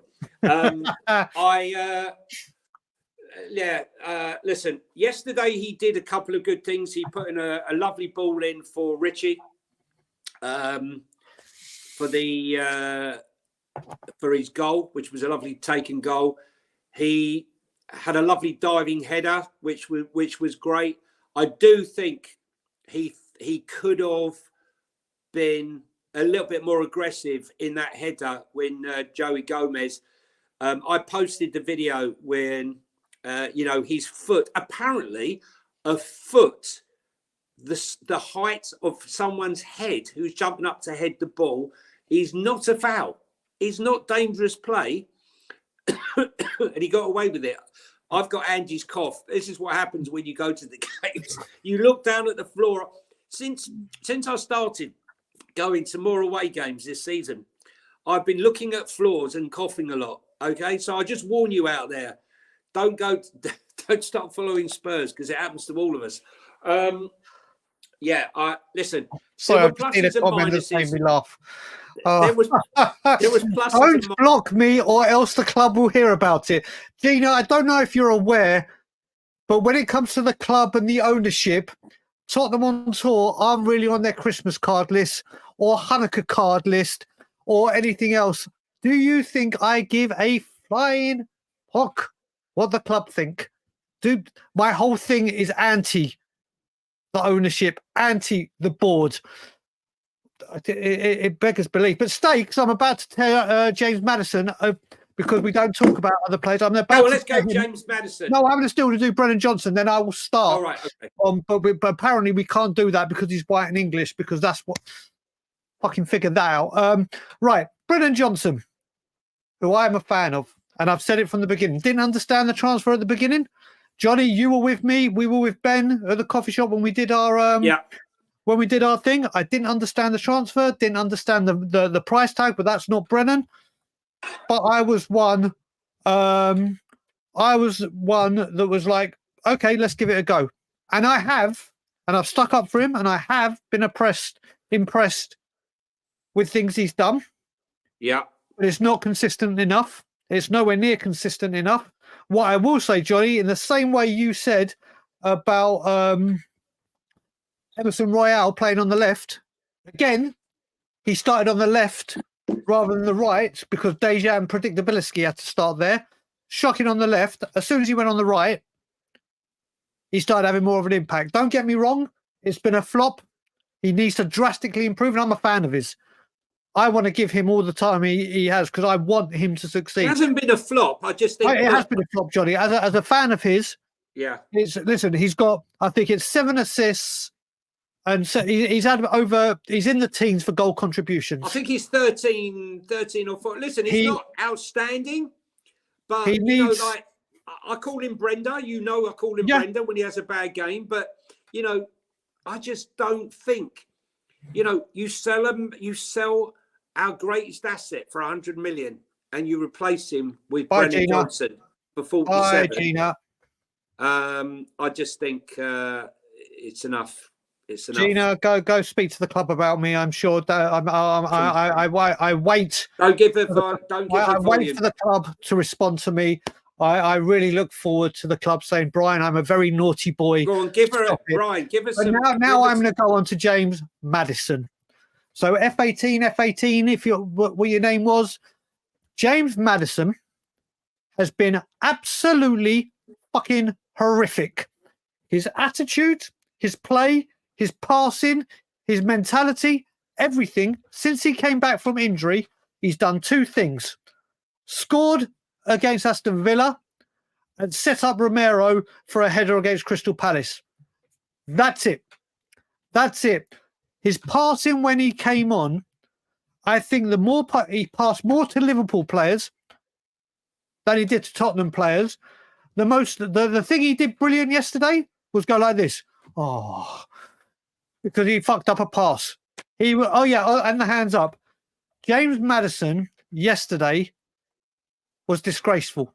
He was when he came on against Chelsea, and since he's come back from injury, and people that would have watched this show from the beginning would also have seen that Wayne Holland, I don't know if Wayne is still here, told us all he will start off brilliant, he'll pick up an injury, and then you won't see him for 5 months, apart from how bad he's been. James Madison was really good yesterday. What game was he watching? Yeah, okay. James Madison was appalling yesterday. Absolutely appalling. Damn right, Tony. I'm a very naughty boy. Can I just say? Yeah, you take over. Right, on the bench. I don't know if you're watching because I've started looking at the bench. When you can't hit the ball, I'm looking for inspiration from the bench. So I look to Ange. What do I see? Constantly, Madison going, right, okay, mate, let's see what happens when you come on the pitch. Okay, it's all very well you throwing your arms up. What are you doing? Digging someone in the ribs and nearly getting sent off, arguing with the referee, diving on the ground, arguing with everybody. The other week, 2 games ago, was shouting at Vicario for his passing, right? That's rich coming from someone like you. Tell me something. Who else was in for James Madison? Who did we fight off for James Madison? Newcastle. Did we really fight them off? Not really. He wanted to come to London. Exactly. He didn't want to go there. He only wanted London. He wanted Spurs before we even came in for him. Okay? Nice cushy number. Stay in London. Sorry, not for me. Honestly, I know this is going to be really controversial, but unless you're changing Ange and you're going to give him the space that he needs in the middle of the park, I'd get rid of him. There's a few players I'd get rid of. I'd get rid of him. I'd get rid of Kulu. I'd bring in Eze. We need a creative midfielder. Gio, I'll come on to him after, but how he's not getting minutes is absolutely baffling. Again, Yesterday he came on and was one-touch passing and setting people up. No top club wanted him. Oh, who bid for him? Well, we weren't in a bloody race for him. He was never going to Newcastle ever. Go on to the next one, Johnny.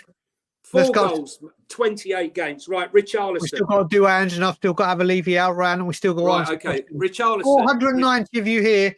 Thank you very much, people. And sorry if I lost my temper or was a bit harsh and direct at one point. I've just the horse is bolted, Brian. Now listen, Paddy Hartnett will know. Loads of people in this chat will know.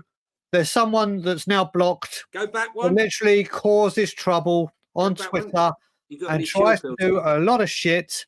And I ain't accepting it anymore. KH, right? Let me tell you something. Chill pills, right? Let me tell you something. If you'd have gone to bloody Chelsea and driven into Chelsea, walked to the ground, sat through that, gone to Liverpool, 4 hours there, walked around to the stadium, watched that, 4 hours back, okay? Gone to Brighton, gone to these games, you'd also be fired up, okay?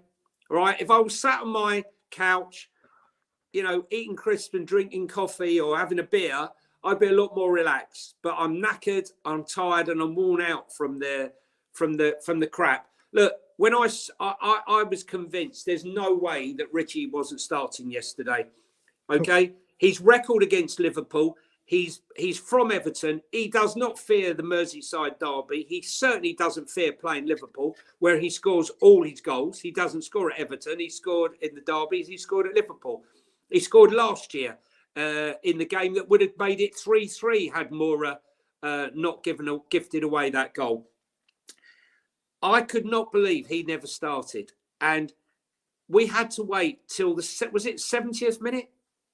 I think till he came on, or 61st, around that time. 61st minute, I think it is. 61st minute. He came on and changed the game. Right?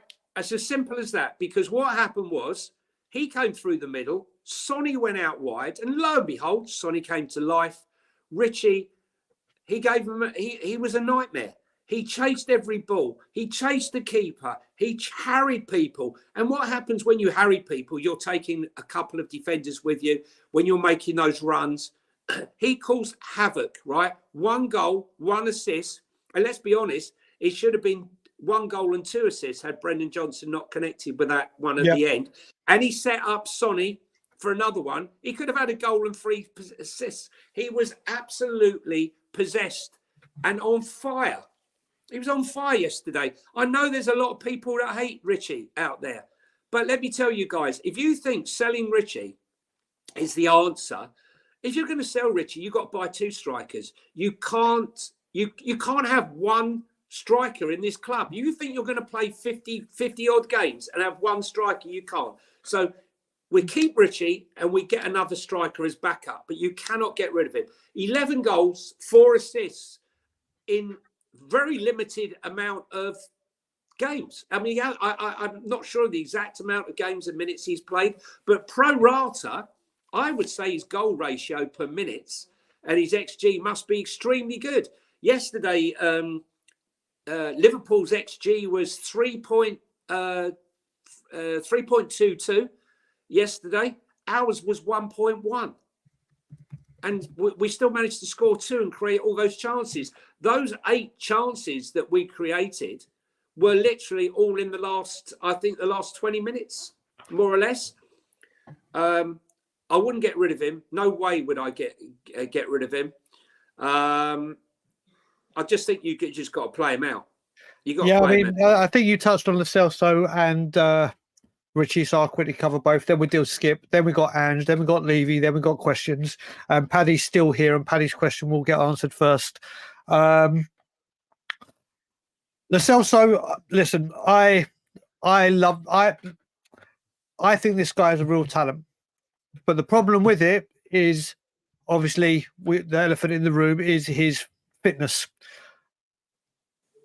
How he hasn't got a start recently when the midfield has been we've been speaking about the midfield, I just don't get it. When he has come off the bench, we've looked different. We've looked more composed. We've looked together. And I think, again, like you said, Jonny, that happened. Do I think do I understand him signing a new contract? Me personally, no. But for me, it's easier to give someone a new contract rather than to lose money on them and have to fork out. But that's not on Lo Celso. That's on the man up top. As for Richarlison, Jonny, obviously you're a huge fan of his, and it's well known. Listen, I like Richarlison. I don't say a huge fan of him. He has not. Listen, let's make this clear, right? Richie has not delivered in his first season. He was awful. We all know the reasons why.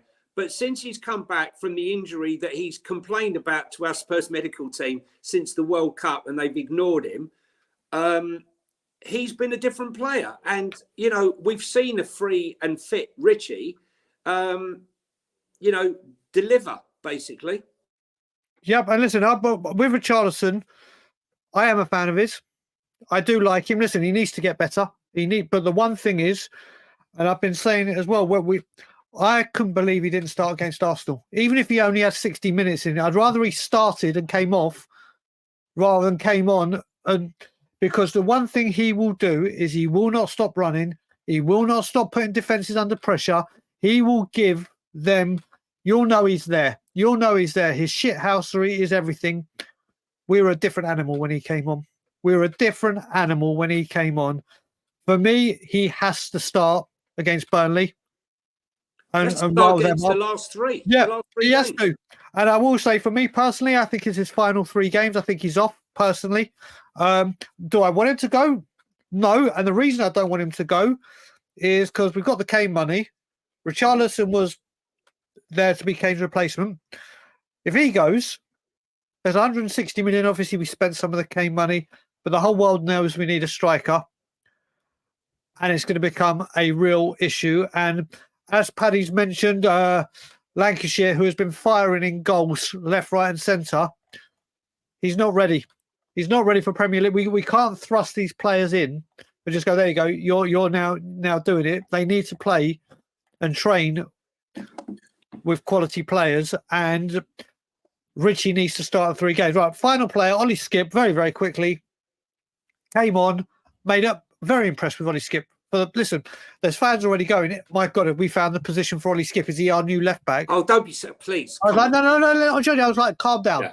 Calm down. He's come on for 30 minutes, 4-0 down. He kept Salah quiet. The damage was already done. If it was 0-0, who knows what had happened, yada, yada, yada. Skip did come on, and this is about how he did it in this game. Not entirely. He came on and he put in a good shift. That's my bit on Skippy, Jonny. What about you? Oliver Skip, look, come on, guys. The game, it was 4-0 up when he came on, okay? They were chasing the game. Liverpool weren't on it. They had already taken off Diaz, who had gone off at that stage. I think it was Diaz who'd gone off at that stage. Salah had gone off. Oh, sorry, no, not Salah. Luis Diaz went off. Harvey Elliott. Harvey Elliott was superb, by the way. Absolutely superb. Yeah, a few of them went off, right? Anyway, my point is they were in containment mode, Liverpool. And let's be honest, right? They scored a goal that was disallowed, okay? And he missed an absolute sitter with Skip standing straight in front of him. Or does everyone forget the Mohamed Salah miss? Okay? Do they remember that one? Defending was embarrassing, though, Johnny. The defending to that. But there could have been two more. Yeah, there could have been another 2 goals. So, let's not go on the Oliver Skip route. Yeah. Oliver Skip is now a left back, right? The game was done. Okay. I've seen Oliver Skip change the game. If it wasn't for Oliver Skip, we wouldn't get back in the game. I'm sorry. Absolute rubbish. Sorry, I've got to talk about Gio. I'm not having this being skipped over. No pun intended. How's this guy not starting a game? I've heard all the crap, right? We all know. Has he performed for Spurs in his early years? No. Who was he signed for? Pochettino. Okay. Why didn't he play under Mourinho? Because he was a pragmatic coach. So he goes to Villarreal, drags them to the Champions League semi-finals, been absolutely outstanding. He's one of the first names on the team sheet for Argentina. Go and ask Messi. Go and ask anyone in Argentina team what they think of Gianni Lo Celso. Okay, ask anyone in Argentina what they think of Gianni Lo Celso. And we're to believe that a fit Gio Lo Celso, right, can't get minutes. When I saw the other night when Brian Gill gets brought on in head of Gio, I'm like, I threw my program down on the ground. I was like, what is going on here? This is like pathetic, absolutely pathetic. And yet he came on in the 87th minute, Gio, and created 3 chances more than anyone of the entire team in the other 87 minutes that he wasn't on the pitch. He came on yesterday. The difference is he doesn't need space like Madison. He can hit a first-time ball. The ball comes, he hits it first time outside of his left foot, outside of his right foot. He can play players in. He needs to be starting against Burnley. Keep Madison on the bench, right? They want him to stay, right? They've offered him a new 2-year contract. If I was Gio, I'd leave, right? It's as simple as that. I would leave if I was him. I would leave because Ange's taking the piss out of him, right? When you're putting on Brian Gill and you're putting on Madison and you're taking off Madison and you would rather play, what you're saying is I would rather play with an unfit Gio Lolo in the middle of the park than play you instead of an unfit, out of form James Madison. Tells me everything. 100%. But you know what? Show's called Ange Management. It normally is the last part of the analysis, but I will be having a Levy rant, calm Levy rant, after we've discussed. I don't feel calm today. Oh mate, I'm amazed. Apart from when I got riled up because idiots come in. Apart from that, I've been calm, but I may not be calm soon when the club reach out to me saying that I've been a very naughty boy and please can I stop it. I'm dreading that email and that communication from the club telling me. Don't give her a platform. Oh mate, so yeah, let's get on to Ange Postecoglou. Johnny, off you go. Listen, Ange thought he saw some great, shoots in that first half. He thought we played more like ourselves. I don't know what he's watching. I really don't.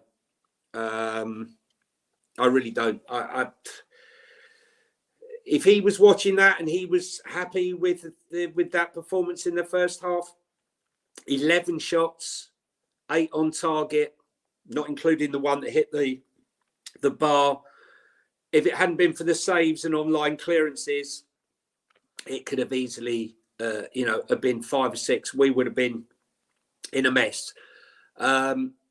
He said something really, really strange the other yesterday, about. He made the comment at the end. He said, if I'm the right guy for the job. Like, it remains to see if I'm the right job. Is he even questioning himself? Is he questioning his own ability? And the one thing I don't understand, I sometimes think that Ange loves it. I think he loves the sort of the confrontation and the press thing, because look, let's be honest, right? Ange was the media darling, the media football darling in his first 10 games. He won 3 Manager of the Month awards. Everyone wanted to interview him. Everyone loved everything he's got to say. And it was all great. When this started with the set pieces and things started to go a little bit wrong, you know, the questions started to come. I don't care about 4th place. I'm sure that made Levy wince while he was sat in his boardroom. I don't care about 4th place. It is what it is. But the one that baffled me, when he was questioned about the set pieces, and he said, more or less said, look, you know, it's not my main concern, right? You know, but there's an issue. Yeah, but I'm not focusing on that. I'm not focusing on that. All he needed to say was, yes, we have a problem and we're working on it. That kills that conversation. But then when every week you conceded another 2 and another 2, and he's still maintaining this position that it's not an important thing, he leaves himself open, and he's just adding fuel to his own fire of the pot that's burning underneath him as the defeats mount up and his goal tally mounts up. And I just think sometimes, you know, we're making a mistake. You know, he's making a mistake by just not killing it. And I think he likes the confrontation sometimes of the press. I'm not quite sure. But there was something in what he said yesterday. He's starting to look a bit of a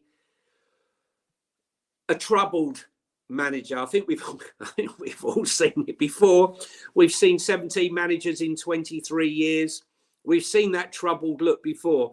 I hope he can come through the other end. I'm not for Ange-r, but I think sometimes some of his answers are fueling his own fire underneath him. And I just hope that yesterday's little comment, which seemed to suggest that he was even questioning whether he could get this team to play the way he wants to, because let's be honest, they aren't playing the way he wants to. They're not understanding it. They don't understand his system. They're 10 months in and they still don't understand the system. To say he hasn't had the players, I'm sorry, he has. Look how many players he's sanctioned to come in. To say he hasn't had anyone is rubbish. I don't believe that he knows his best team. Still, 10 months in, and he gets it wrong quite often. You know, he gets it wrong quite often. Yesterday's team selection, I think, was entirely wrong. And last but not least, get this one off my chest, I want my manager to interact. I want my manager, when things aren't going right, yes, you've told a bunch of 21-year-olds what to do, okay, and they've not followed suit, right? Have not done you and followed your instructions. He keeps telling us they didn't follow my instructions. Well, why don't you interact and tell them? Not wait till we're 3-0 down at half-time, and half-time tell them where they went wrong. He wants them to figure it out on the pitch. Well, they're not figuring it out. So why don't you tell them where they're going wrong during the game time and game management them during that moment and try to get them back on track, because it isn't working. Yeah. I hope he succeeds, but... Listen, I'll carry on from where you left off. Listen, what I will say is, if you look at it and you speak about the media and him being the media darling, I think he's finding out just how ruthless this Premier League is. And I don't mean just the league, I mean the media compared to Scotland, Australia and Japan. Because when we're beating Bournemouths and United, I'm just copying Pep, mate. And when he's the media, I love watching him. I love playing with it. He looks incredible. He looks amazing. Oh, this is refreshing. This is... Now things are going not so bad, not so well, sorry. You got your Gary Nevilles, your Roy Keanes, your whoever saying he's naive, he's this, he's that. The media have a massive part in this. And Postecoglou, I've never once said I want a manager out. Not once. People can go on about how much I will be speaking about someone in a minute. I will always back my manager, back Nuno, back all of them. Will never ever say, this is wrong, I don't want the manager. But I want this guy to succeed. I think this guy can succeed. But now more than ever, if he says I want player XYZ, he needs the exact player. Not, oh, here's a one from the youth academy in Sweden, or here's a young player that's coming through. Here's one for the future. If he says, no, I keep saying this player, I'm just going to throw this one out, Paulinho. Okay, I'm just going to use Paulinho as an example. And I'm going to say years been going on about him. Oh yeah, no. But what I'm going to say about this, Johnny, is when you hear Paulinho, first of all, he's exactly what we need. Whether I'm just using him in my opinion. Yeah. If he wants Paulinho, go get Paulinho. Then I hear people say, do you know what? Why are we going to leave it? We won't pay that amount of money. He's 28, 29, whatever he'll be at the start of next season. Manchester United, when they lost the title to Man City, the first thing they went and did is took Robin van Persie in the last year of his contract as a 30-year-old because they wanted to win the league back. They went and got the golden boot. Then I hear people say, oh, you don't want Paulinho. He's too rash. He picks up too many bookings. He picks up too many. But then you look at it, in the year. But then you look when you look at it, did Arsenal and Manchester United fans bitch about when Patrick Vieira and Roy Keane were suspended for 3 games here, 2 games here, 1 game here? No, they're more concerned about the 30 or 28 games they played rather than the 10 they missed. So where I'm getting with this, if Ange says he wants a 29-year-old player that's going to cost X, none of this, forget, I don't know about the resale value. Oh, I don't know.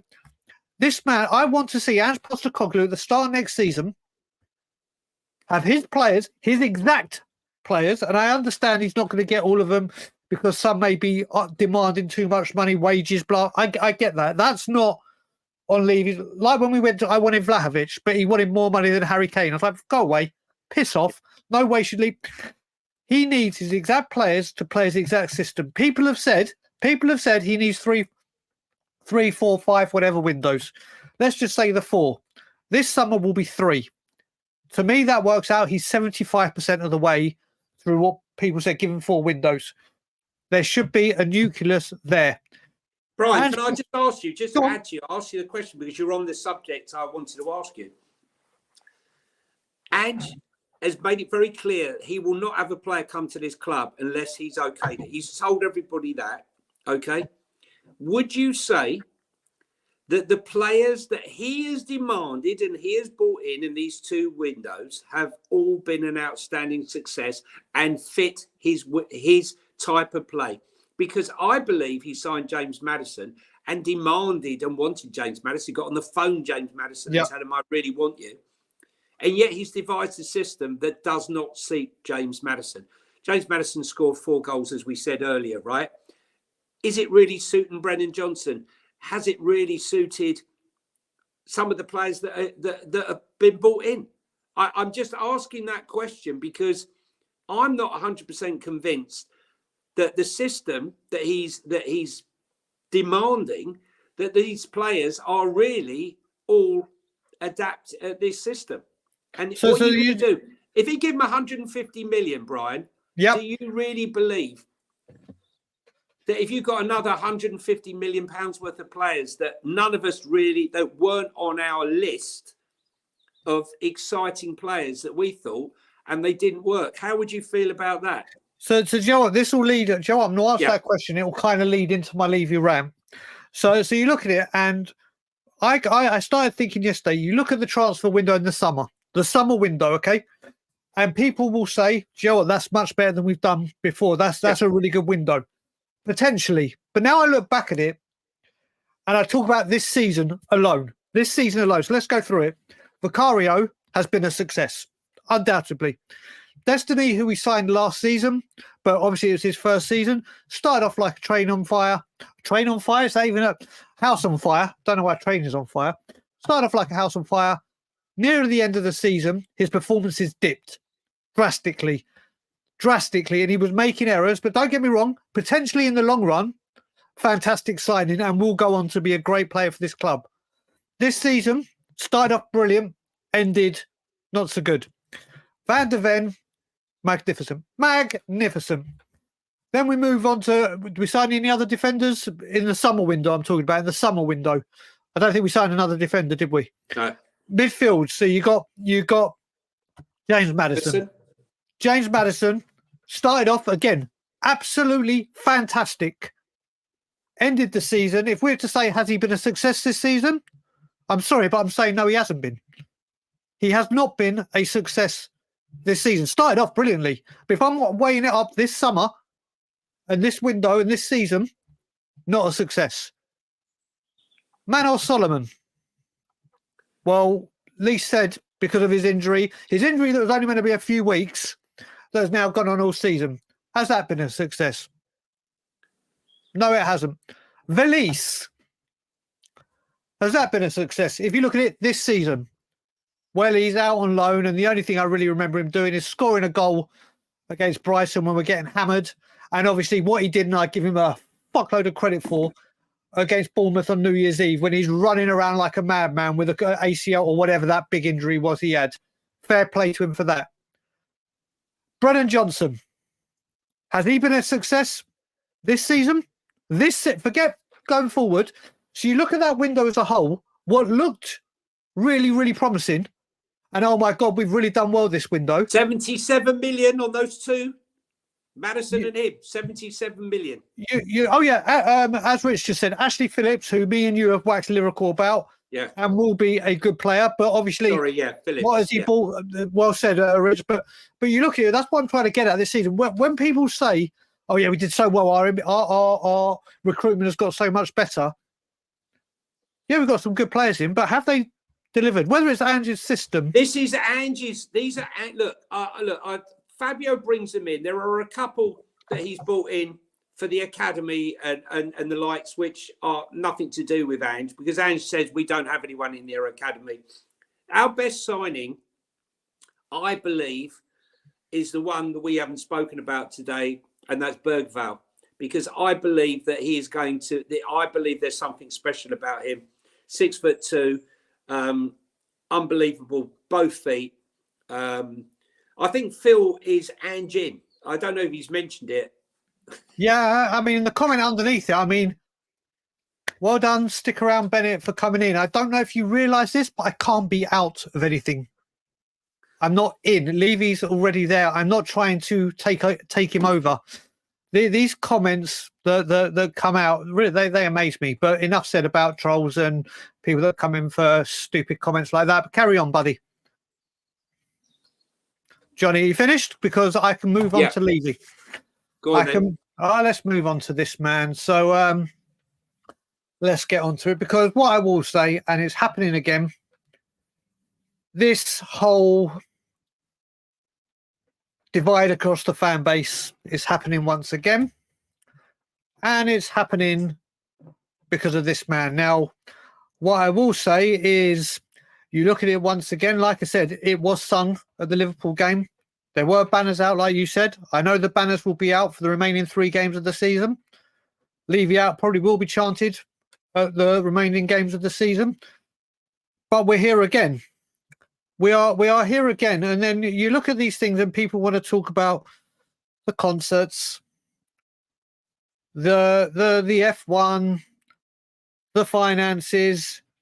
As someone said before, it's the first 4 defeats in a row in 20 odd years. Levy's Tottenham. It's another year that's promised so much and failed to deliver and gone back to the same. Levy's Tottenham. It's 17 managers and we're still in the same position. Levy's Tottenham. We've got people that are now thinking that 4th is a trophy. We have got now, you look how this is going, and again, this whole divide is coming up again. And you got the name calling. I'm starting to get it, not just on this social media, on my YouTube videos, whether it be We Are Tottenham TV, whether it be Tottenham on Tour. You get people coming out and calling me all names under the sun, because they won't attack the argument, they'll attack the person. And like I said before, this is on both sides. The name calling, the bitching, the moaning, the put downs is on both sides, and it needs to stop.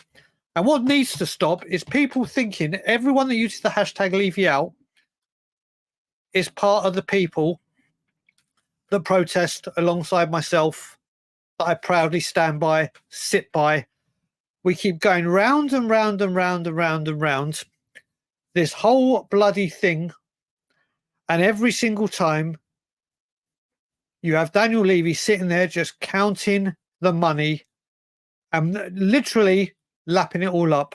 I was on We Are Tottenham TV yesterday, and Barnaby said something when Yuri was on, and he said, do you think this run of performances is going to cost Ange the credit in the bank he's got with the supporters, and the supporters will turn on him? When I went on there, I said, Barnaby, you may have that to a point, but what you got to remember is it's not just the supporters. It's that man upstairs, because all that happens is if he thinks the credit in the bank is going, he will not invest, and it'll be like, oh, I don't know if we can trust him with the money, and it'll be another excuse. And what you've got to remember, people, is it's not the fans that get the managers out. Every single time the heat turns on a manager, from the manager to Levy, he acts. Lucas Moura got subbed against Manchester United. And obviously the fans, I was there, started singing "You Don't Know What You're Doing." And for the first time ever, and it was one of the happiest moments of my life in a Spurs stadium, "We Want Levy Out" was sung in unison. 2 days later, he's gone. We all know what happened last season for the tremendous work that apparently only 25 or 30 or whatever it was stood out there, and Ben is in the back. Jonny was there. Phil P. I can see active on Wembley, who was there at a training ground with me. I can go through the list of the 499 people that are watching this. Stood outside on that high road or freezing our arse off in the training ground because we stand up for what we believe. We are coming from a group of supporters now that's so clear that they don't know what they want, because when we had Jose and Conte, win now managers, forget the style of play, win now managers, absolutely, I can't stand this, get them out. But now when Ange is performing badly, oh, we got to back him. This fan base do not understand what they want, do not know what they want.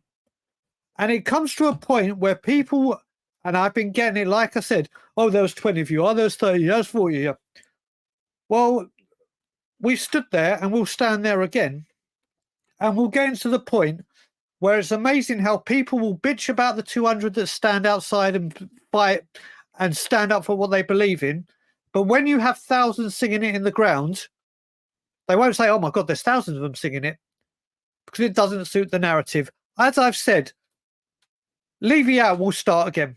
Regardless of whether it's this season, next season, the season after next, it is never, ever going away, because every single year without success, but all these events going on, all the season ticket hikes, whether you believe or back the Save Our Seniors or not, as I've said before, every single time with Daniel Levy, I've said it, he hides things in plain sight. And whilst you're looking over here, he's doing things over here. And I'll give you examples. When Pochettino was here and over-exceeded our expectations, whilst he was doing that, the stadium stuff was going on, and that was the distraction. And, oh, we're going to back you. We know what happened there. Then we get Jose in. Jose comes in and everyone's going, oh, the football. Oh, my God, it's bad. Why have we got him? He's a dinosaur. He's ex-Chelsea, yada, yada, yada. What was going on? Super League. So he's got you all looking over here while something over here is going on. We get rid of him. We then go through the debacle of 75, 70, whatever it was, 70 plus, where literally we went through the yellow pages of managers from one different style to another. Conte turned us down the second seat. Within the hour of season ticket renewals closing, that deal fell through. Anyway, Nuno fucked off. Conte comes in. That 150 million gets dropped. 150 million gets dropped that we're going to spend. Didn't spend it all. Got Champions League. Off he fucks. Then we get Ange Postecoglou in and everything's all good and good. Oh, we're lovely, lovely. Look at the football. Look at the football. Look at the football. Kane's gone. Look at the football. Look at the football. He says mate a few times. Season ticket price hikes. Record amount of money coming into the club. He even started the season ticket renewal with saying, we are delighted to announce our new seat. The man has you bitching over here whilst he's doing something over there. Now, I don't care if you hate me. I don't care if you hate the Levy Outers. I don't care if you think, oh, we do this for clicks, likes, blah, blah, blah, blah, blah. We are the only ones through thick and thin that have stood tall and stuck to our beliefs and said it how it is. You may not agree with me. People say I have an agenda. You're damn fucking right I do. You're damn bloody right I do. Do I have enough evidence to back it up? Yes, I do. But every time, and I'm going to keep using this, and I hope people can understand where I'm coming from when I say this, every single time when the going gets tough, Tottenham Hotspur rebrand, reword, refresh. Out with the old, in with the new manager comes in, will say exactly what all the other managers have said, but in a different way. You'll believe it, or reset the clock, because I remember since Poch left, oh, this is his last chance. Mourinho goes, oh, no, it's his last chance. Or the next one, oh, no, it's last chance. Every single summer window. Oh, this is the window. This is it. Look at it. And this window where, remember, we were making sure we were okay for FFP. We got our place into a good place for FFP. But then when we're in a good place of FFP, we had to get concerned about the next FFP. PSR, whatever you want to call it, ABC, XYZ, whatever your other name. It's like your initials, MBE, OBE. Every single time there is another excuse. So now we are able to take advantage of FFP and PSR. And what do we hear? We are going to be monitoring the situation of teams in financial turmoil, or whatever the wording was, but you know what I'm getting at, to look to take advantage. As Simeon said from We Are Tottenham TV, we may as well have the Jaws theme tune around us, because all we do to big clubs go and look for the crap that no one wants to bring them in. When was the last time Tottenham Hotspur went and got a player that was at the peak of their powers at their club that they were at and said, you know what, I don't care how much you need him or you want to keep him. I want him at Tottenham Hotspur. I've said this before, Champions League money. Everyone goes, oh, we need the Champions League. We need Champions League money. We can attract the better players. In the whole time we have been in the Champions League, the only two Champions League elite players we bought at the time of purchasing them, not we bought them and then they became Champions League, like Gareth Bale. When we signed Gareth Bale, he was not a Champions League player. Tottenham made him a Champions League player. The only two players that have come in with Champions League money and in the Champions League to attract the better player was Rafa van der Vaart and even Perisic. And both of them were at the top on the way down, not on the top on the way up. So this myth that we need Champions League money to attract Champions League players is another line that everyone has been given to swallow the bullshit and the PR machine that is Tottenham Hotspur. And you've seen it all come out now. Eze, Gallagher. None of them are going to come. None of them are going to come. Eze might actually try. I take it back. Eze might. I hope Eze does because I want him badly. But I'm sick and tired of people, when Levy out starts piping up, you want to attack it with all your troll accounts. People want to come and attack me with your multiple stock accounts and then accuse me of having a stock account. I tweet under Brian Daigle. I come on streams as Brian Daigle. My face is very, very well known across social media in the Spurs world and Levy out. I'd say I'm pretty high up in the Levy out food chain, especially for what I do on social media and especially YouTube. I don't hide my face. I'm a very, very easy target. I understand that's why I get the abuse. I'm a sitting duck.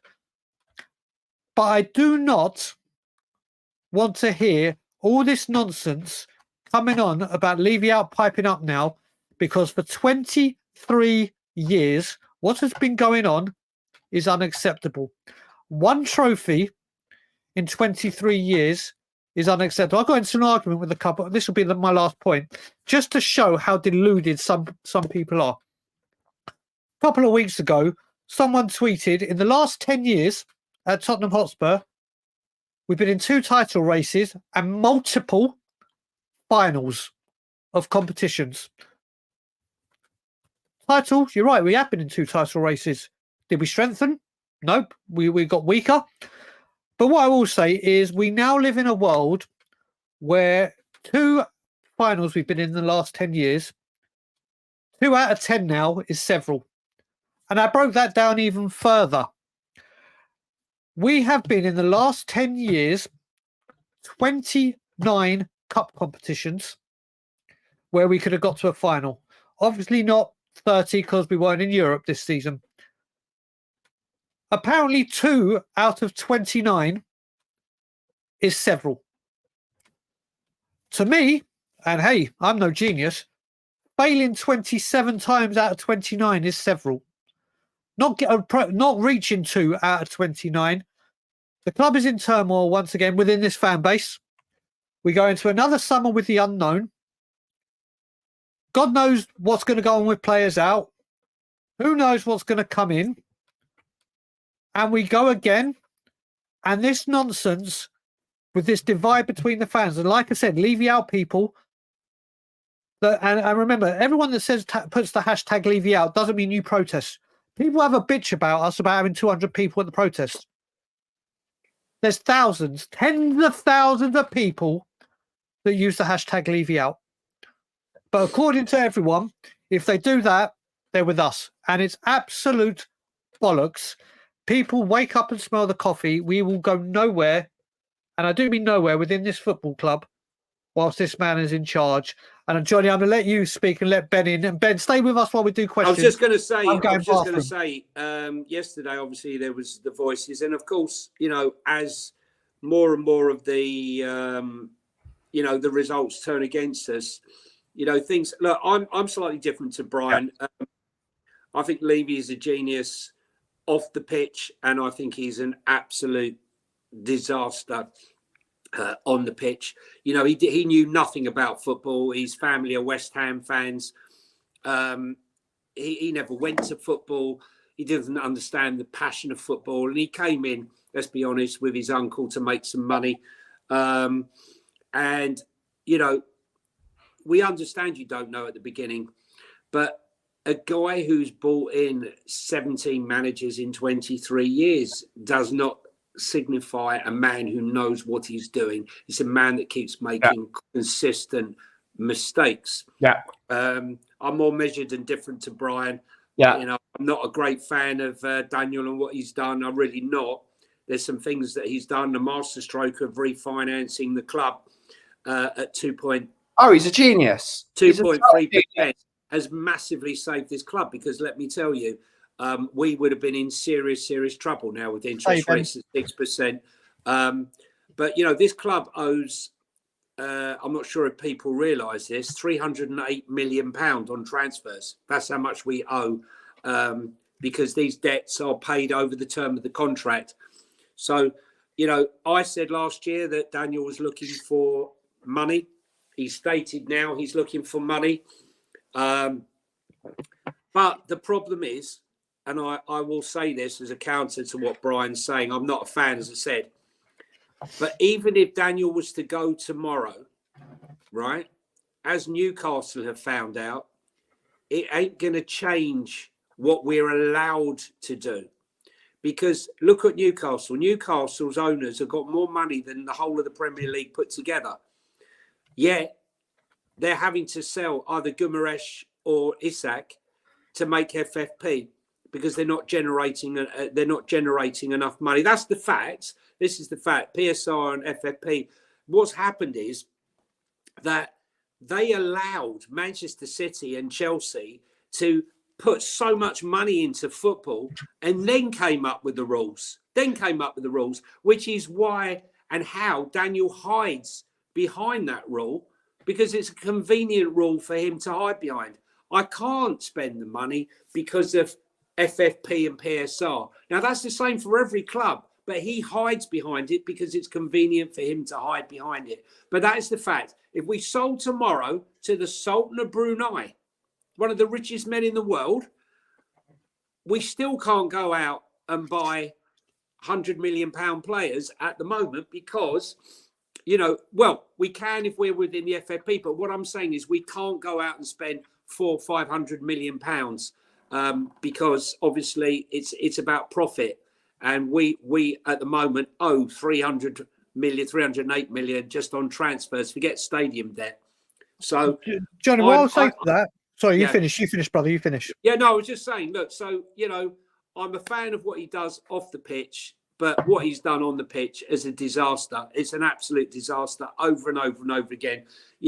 Not letting managers see through, not supporting managers when he needed to support managers, overriding managers' requests for certain players and not giving them the players they wanted. That's where he's made disgraceful mistakes over year. I think off the pitch, he's now put us in a position where we can potentially spend more than had we not had that stadium. But us as fans, we always see is shiny new stadium, new hotels and go-karts and concerts, but we're not seeing that investment like an Arsenal with the Cronkies, where they've gone and spent 100 million on Rice, 65 million on Havertz, 25 million on Trossard, and look at the players that they were buying, which I'm not quite sure how they managed to do it when they weren't even in the Champions League for 4 or 5 years. Correct. They were spending the money. So, well, Jonny, this is the thing I was about to say with you. The one thing I will say with you, where I kind of disagree with what you're saying, but agree at the same time. What I would say is, let's just say a new owner came in. I'm not going to use the Sultan of Brunei because that's obviously a pipe dream, and obviously we'd have. What I would say is, yes, we'd still have the same amount of money to spend as what we have right now. That doesn't make a difference. But if a new chairman took over the club right now, would I have more faith and confidence that we would spend the money on quality as opposed to quantity? Absolutely. Well, look what happened. Todd Bowley, Brian. What would have happened? I'm not being horrible here, right? But what would have happened had Todd Bowley taken over our club, right? First of all, course, mate, that's the rub of the green. Chelsea, but what I'm saying, what I would say as well, that. Do you know what you say? Be careful. You know the old saying, right? I'm not saying it won't happen, but I said the old saying is be careful what you wish for, because it might come true, and you might end up in a worse place. I'm no fan of Daniel Levy, right? I'll make that very clear. But at the same time, there's no guarantee where, a Palukia who lows Atalanta, and the Boston Celtics who was interested, and Todd Bowley who was interested, and all these others that were interested would come in and be better on the pitch. Well, the final thing I'd say with that as well, the one thing that I would say, if a new owner comes in, let's just say this summer, we all want a sugar daddy, don't we? But I'm saying if a new owner comes in this summer, very, very highly unlikely it would it give the fans optimism, hope, belief, an injection of enthusiasm? Yeah. And people keep saying, the grass is always greener and it's better the devil you know than the devil you don't. Well, after 24 years of this, I will take a roll of the dice with anyone. And I'm not talking about where they come from, how much money they got, what their intentions are. I don't see, when people say it could be worse than Levy, I honestly, I am talking from a footballing aspect, because let's face it, I was brought up, Jonny, you were brought up, a lot of the people here were brought up in a day where finances, obviously we all knew football finances balancing but it wasn't now, oh my God, we're such a financially well-run team, or it was, I care about what goes on the grass, and that's it. But you know what? Let's go. We got 2 questions, and I've been promising to answer Paddy's. This is our record breaker, Brian. No, we were going for a 1 hour special. It's gone on for 2 hours. We've been apart for so long that we thought we'd go mad. But Paddy, thank you for your question. Morning, gents. Question for you: are we as fans devoid of success? It makes us impatient in giving the manager time to bed his own ideas. You first, Jonny. I think we had false expectations. I came with no expectations, I've got to be honest, at the start of the season. He wasn't my choice at all. Let's throw the dice. It is what it is. There's no point me crying about it. I wanted Arne Slot. I was a huge fan of Slot and Gallardo. I'm gutted now he's going to Liverpool. Let's go with it. Okay. Loved him in the press conferences. Breath of fresh air. Like everybody else. We're getting the results. But I've got to tell you, even through these positive times, I've always seen a flaw in the system. Okay. Unfortunately, it's not, I haven't flipped. I've been consistent all the way through. So I think that, yes, I think we are desperate for success and we wanted him to succeed, but our expectations were raised to levels that weren't realistic because, I never thought for 1 minute, people were talking about winning the league and now look where we are. As I said before, since that Chelsea game, we lie 16th in the league table. Now that isn't like a 5-game snapshot. That's 25 games. Yeah, there was 10 games up to Chelsea. It's been 25 now. That's a big snapshot. It's a bigger snapshot than the 10 games where we're top and we're lying 16th in the table. So realistically, you have every right to question the manager. But at the same time, like I said, and I really do question the manager and wonder whether he's bitten off more than he can chew. But to get rid of him now would be, I believe, it'd be a huge mistake. It could be an even bigger mistake because if we let him go to December, I don't know how long fans are going to give him. But if we open up the season and we start and we are in 16th place after 10 games, for example, as a snapshot of those Chelsea games, I think he'll be gone. I don't think he will give him time. Let's hope I'm wrong. I think Bergvall is going to be a big signing. Let's hope we have a great transfer window in the summer and he gets everyone he wants. We've been Sonny, stop there because the next question, which is the final question, is actually a really great one from Strasbourg Steve. And talk about it, but I'm just going to answer Paddy's question. Do you know what it is, Paddy? We're obviously I've just gone on a massive calm rant about how I feel, what's going on with the ownership and the fans. This fan base, I don't think, even as a fan base, we can't even agree what success is. Some would agree that getting into top 4 is deemed a success. Some, like myself, will deem trophies a success. Some will deem playing attacking football like we've done is success. We've even got fan bases right now that if someone offered me Champions League right now or Carabao Cup, as in qualifying for Champions League, not winning the Champions League, I'm taking the Carabao Cup all day long.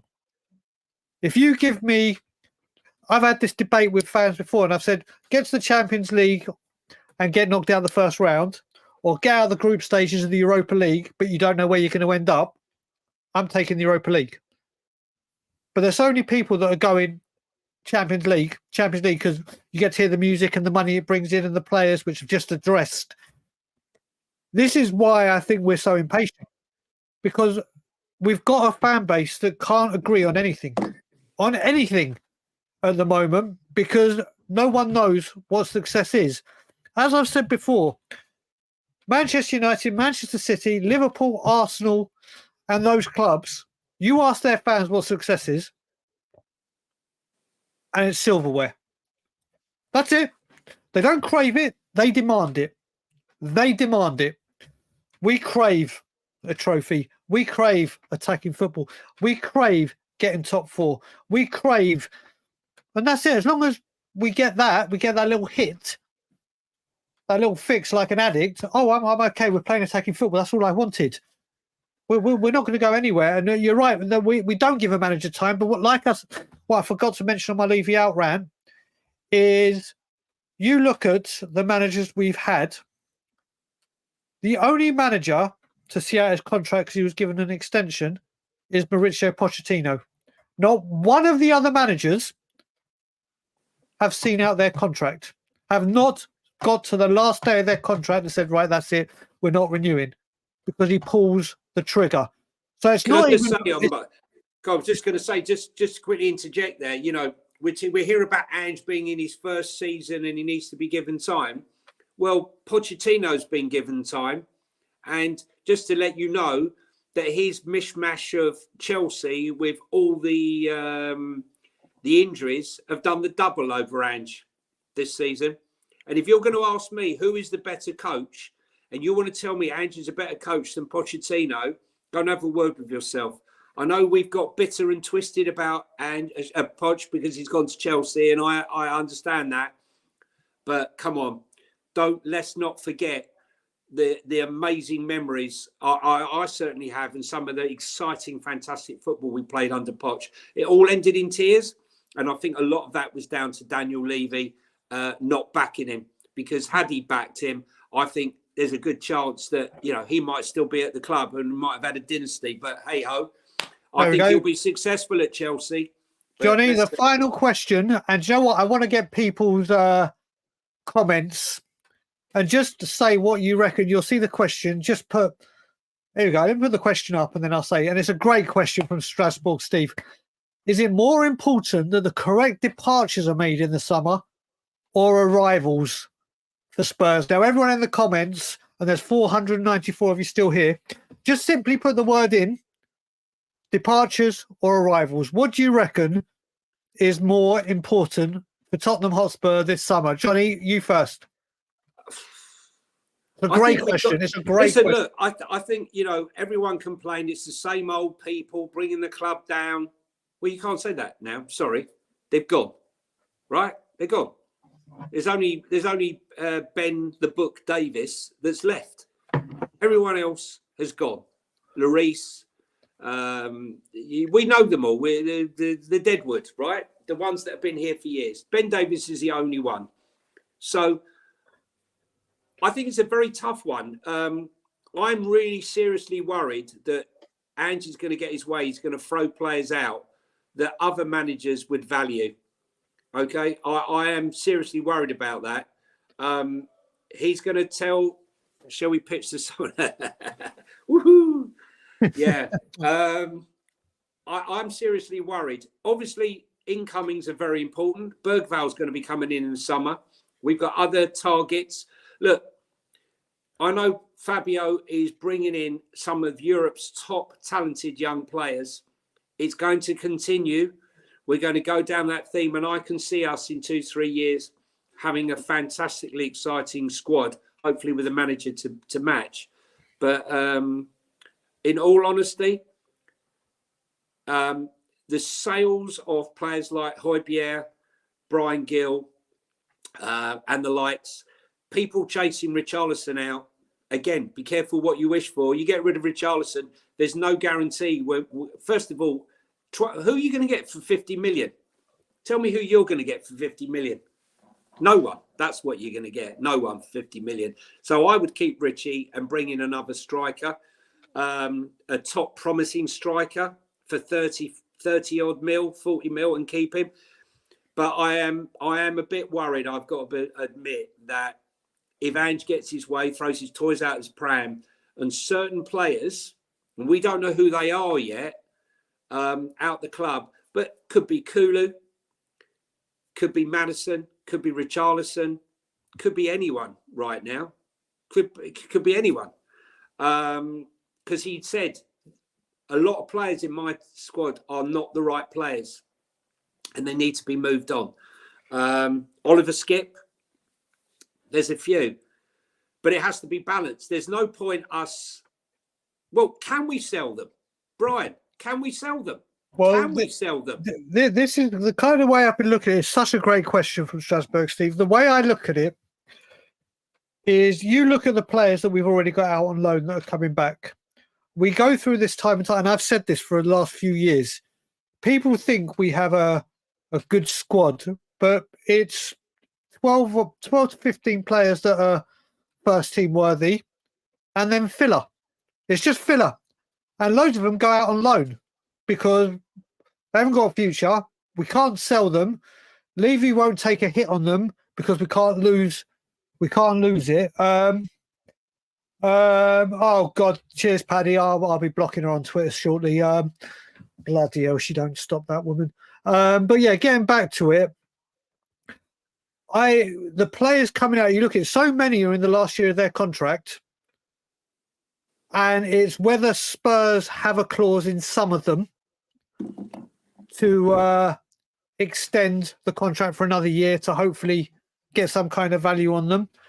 If they come out, I think more to the point, when it comes to departures, it's how quick we get them out. So we have the money. We've got to remember as well, this transfer window, there's a Copa America, there's a Euros, there's loads going on. So for me, it's slightly departures. But you know what? On that note, we're going to wrap it up at 2.5 hours. Jonny, it has been an absolute pleasure being with you. I hope to be back with you for the Burnley game.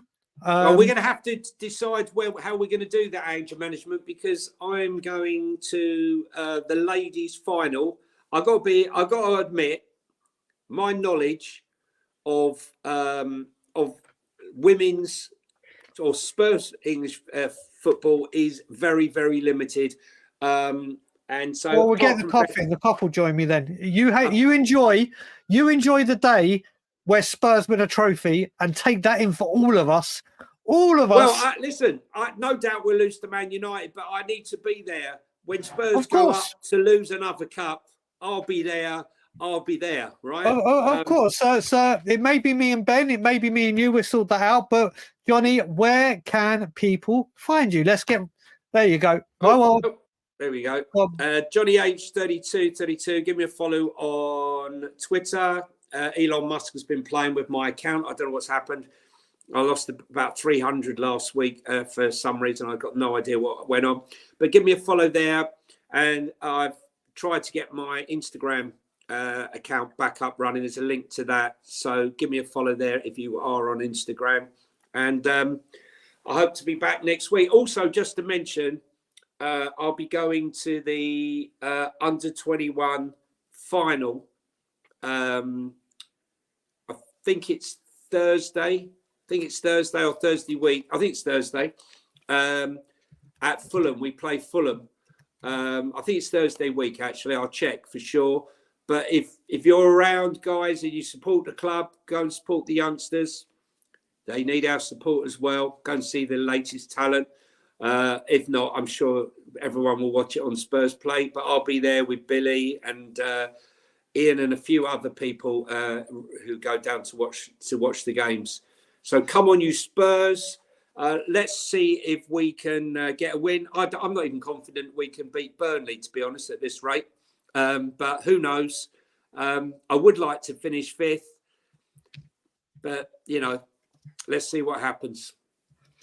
Paddy, I've just sent you the link to the stream. Once we finish, come and join us because I want to talk to you. Obviously, it'll be off camera, blah, blah, blah. I've just gone and blocked. Enough is enough.